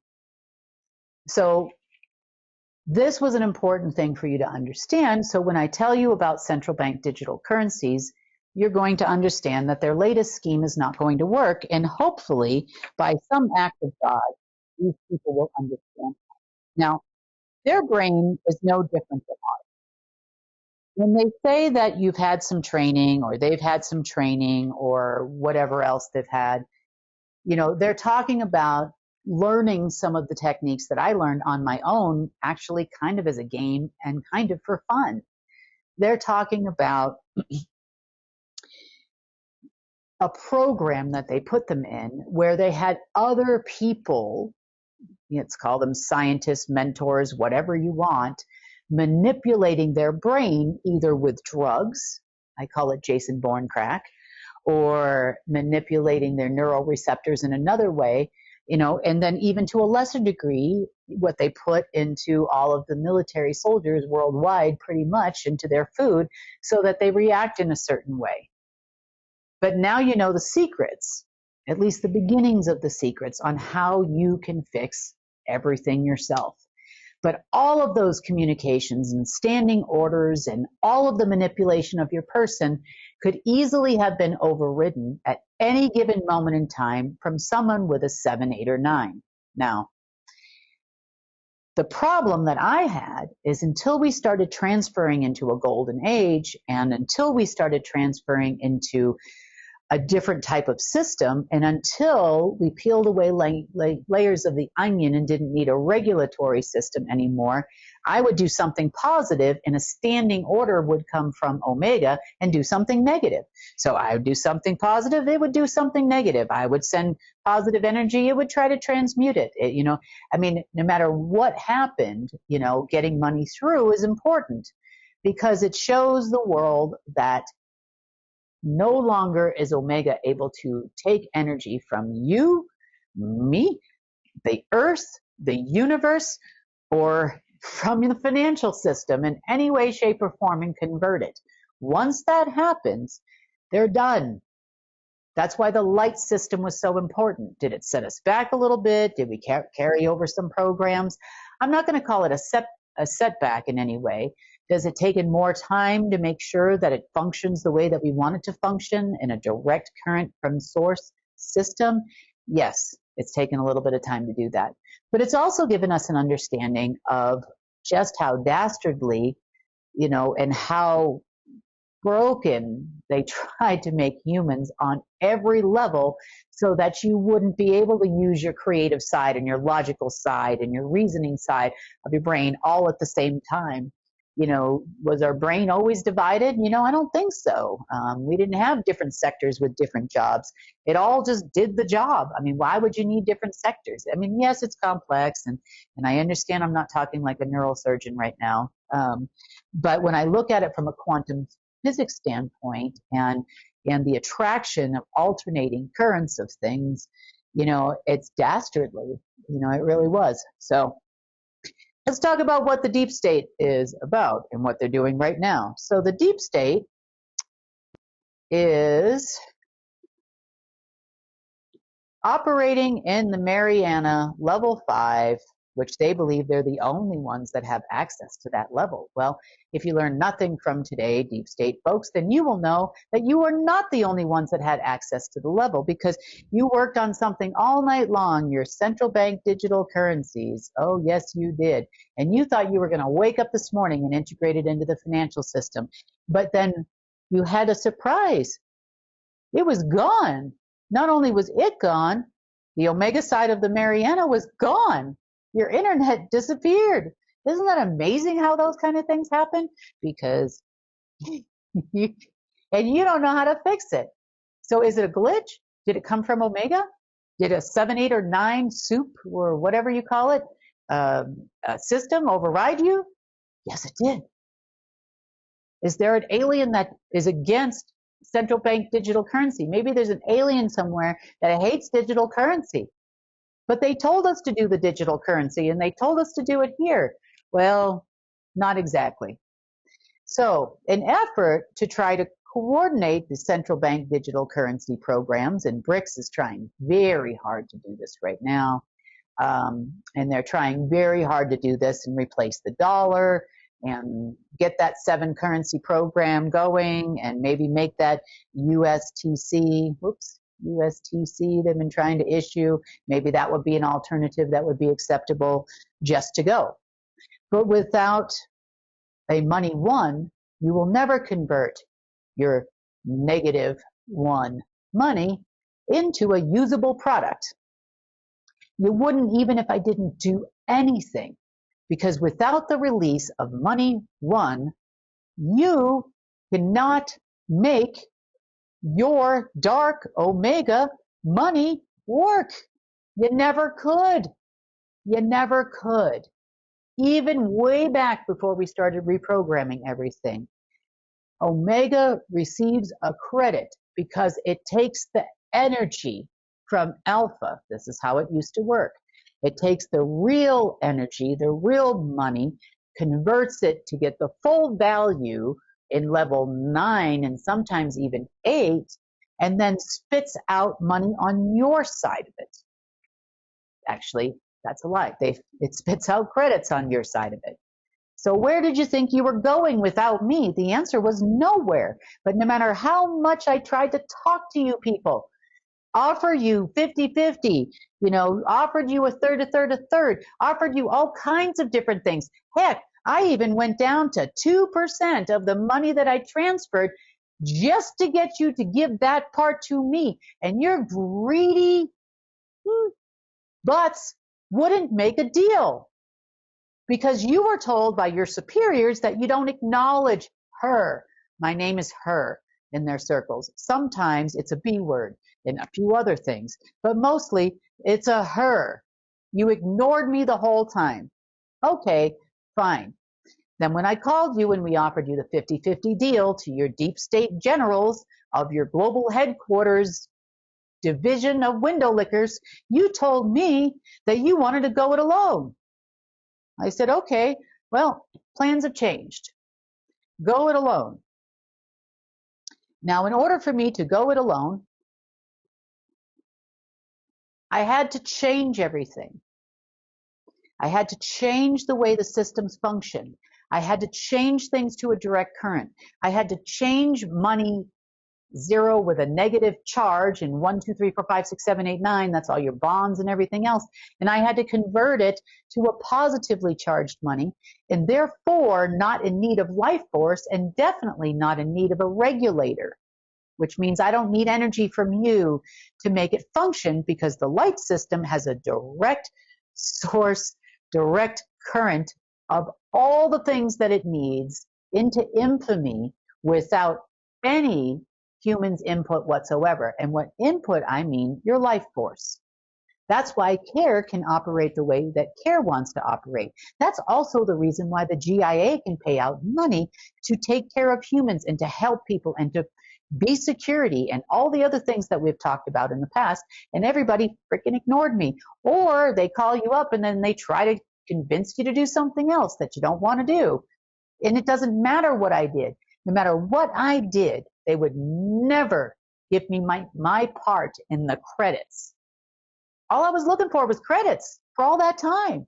But no, you want to go it alone. So go it alone, people. And meanwhile, I'm integrating a fully asset-backed, not with human assets, financial system that is a giver of life, live, light, essence, energy, consciousness, matter, frequency, crystalline time, and golden age programming right from the top. And I have a direct current that is making its way to every single human and on earth uninterrupted without any resistors.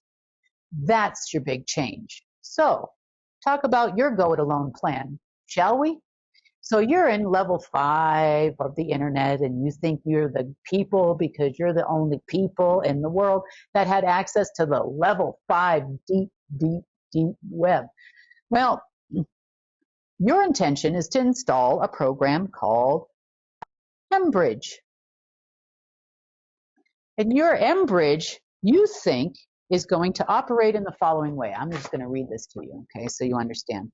So mBridge, aka Multiple Central Bank Digital Currency Bridge, is a multi-CBDC platform developed to support real-time peer-to-peer cross-border payments and foreign exchange transactions using central bank digital currencies based on blockchain called the mBridge Ledger.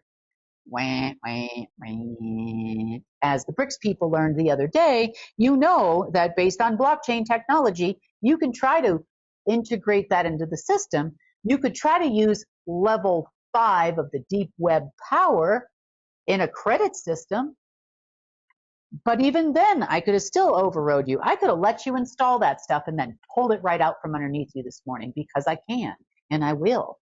Because Central bank digital currency makes no sense to me. 85% of the world isn't even going to be able to use your currency because they don't have power, or at least consistent power, let alone a point of sale system that actually functions or anything else. And you and I, and the people watching this, have gone over this. Now, here's the authorities that are allegedly jointly developing mBridge.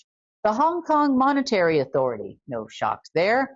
The Bank of Thailand, no shock there. Central Bank of the United Arab Emirates. We talked about what was going on there this week and recently. No shock there. And the Digital Currency Research Institute and the People's Bank of China and the Bank for International Settlements, that we all know and love them, don't we, guys? Right? You know, and then there's a couple of other people listed on here. You can look it up for yourself if you look up mBridge. Now, and they talk about all this big talk about different projects that are also associated with it, like Project Urim, right? AU means gold, but not apparently in this case. They're apparently talking about gold coins, which in this particular instance would be worth as much as Trump bucks, Trump coin. You know, I don't know what they're planning on doing. Does it really matter? Trump coins? I don't know. But who cares? Anyway, maybe this is central bank digital currency coinage or something like that. Now, they intended to have a retail wallet system where everybody would trade within their system. And they think this mBridge is going to get them there and be the bridge between the Mariana Trench part of the internet and your internet that you know called the surface internet. Absolutely not. Other projects in the works are also between other countries. We have Project Dunbar, which of course includes the Bank for International Settlements, but also includes the Reserve Bank of Australia, the bank in Malaysia, Bank Negara in Malaysia, the Monetary Authority of Singapore, and the South African Reserve Bank. Are we back to the 7 places in the world again? Why, yes, we are. And I guess they're going to lump certain people with other ones now.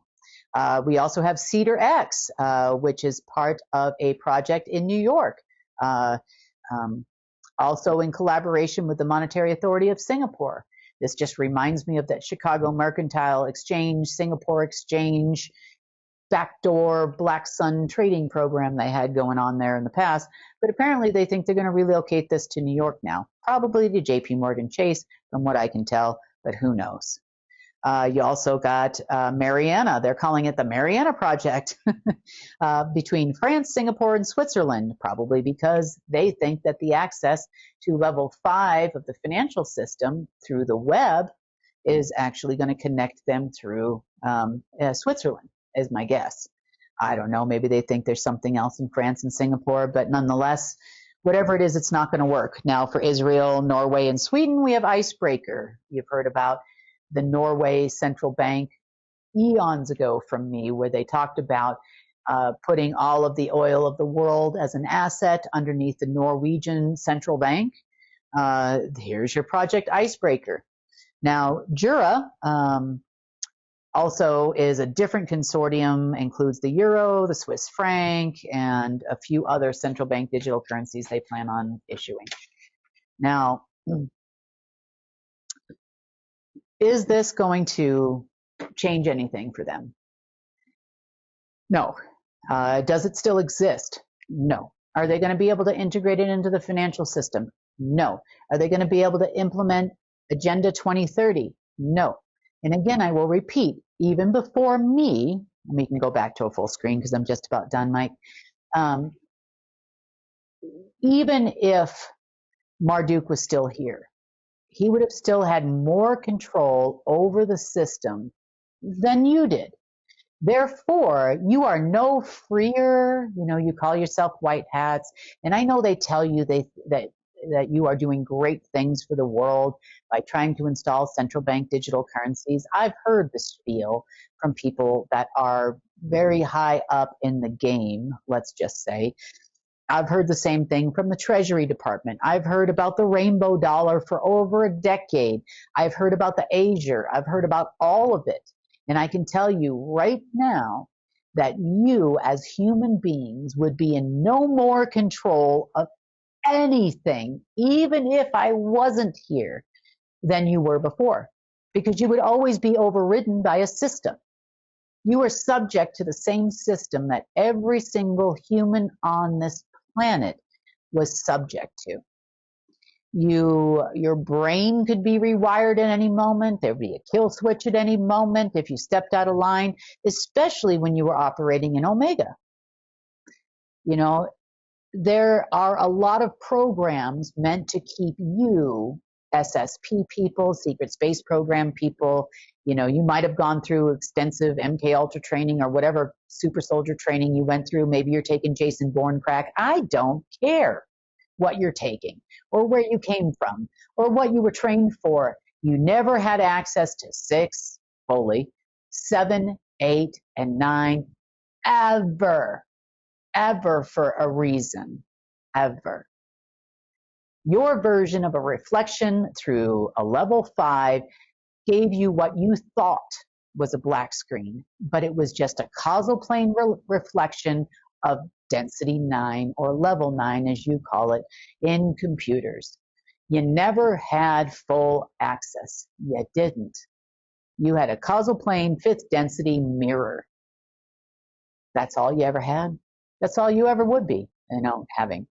Me on my side of it, we're all moving on. Just like you said, you told us to go it alone.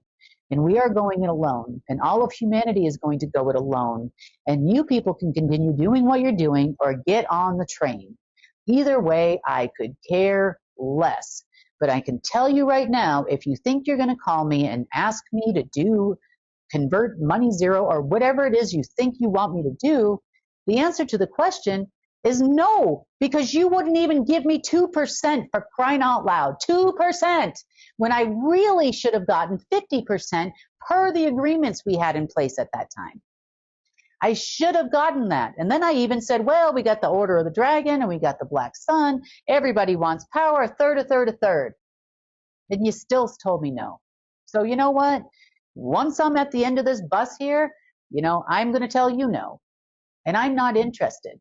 But if you're going to come to the table and you want a job and you want to actually work for what's really happening and what's really working in this world, and you want to finish this job and convert to a different system, and you want to have some freedom, and you want to get out from underneath everybody else's thumb, including an AI system that manipulates your brain on the daily, welcome aboard, people.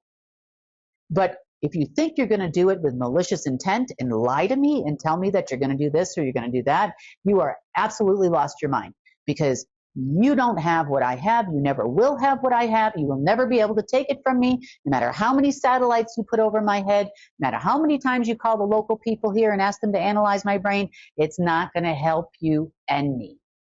And I even know how to fix that too. So you could be thinking you're listening to me sing, you know, we are the champions or something. In reality, I'm still working in the system and you don't even know what's going on in my head, because I know how to do that. It's called cloaking. I'm sure you guys have trained in that too, but I just happen to be self-taught. That's the only difference. Anyway, now hopefully you have a better understanding of yourself. Maybe you have a better understanding on how to heal yourself. Maybe you have a better understanding of how the deep web works and why we know that some of these Agenda 2030s and climate control and all of these crazy things that they're doing are never going to work. And it has to do with access. It has to do with system access. And without base level access, I know that all those programs could be overridden at any given moment in time.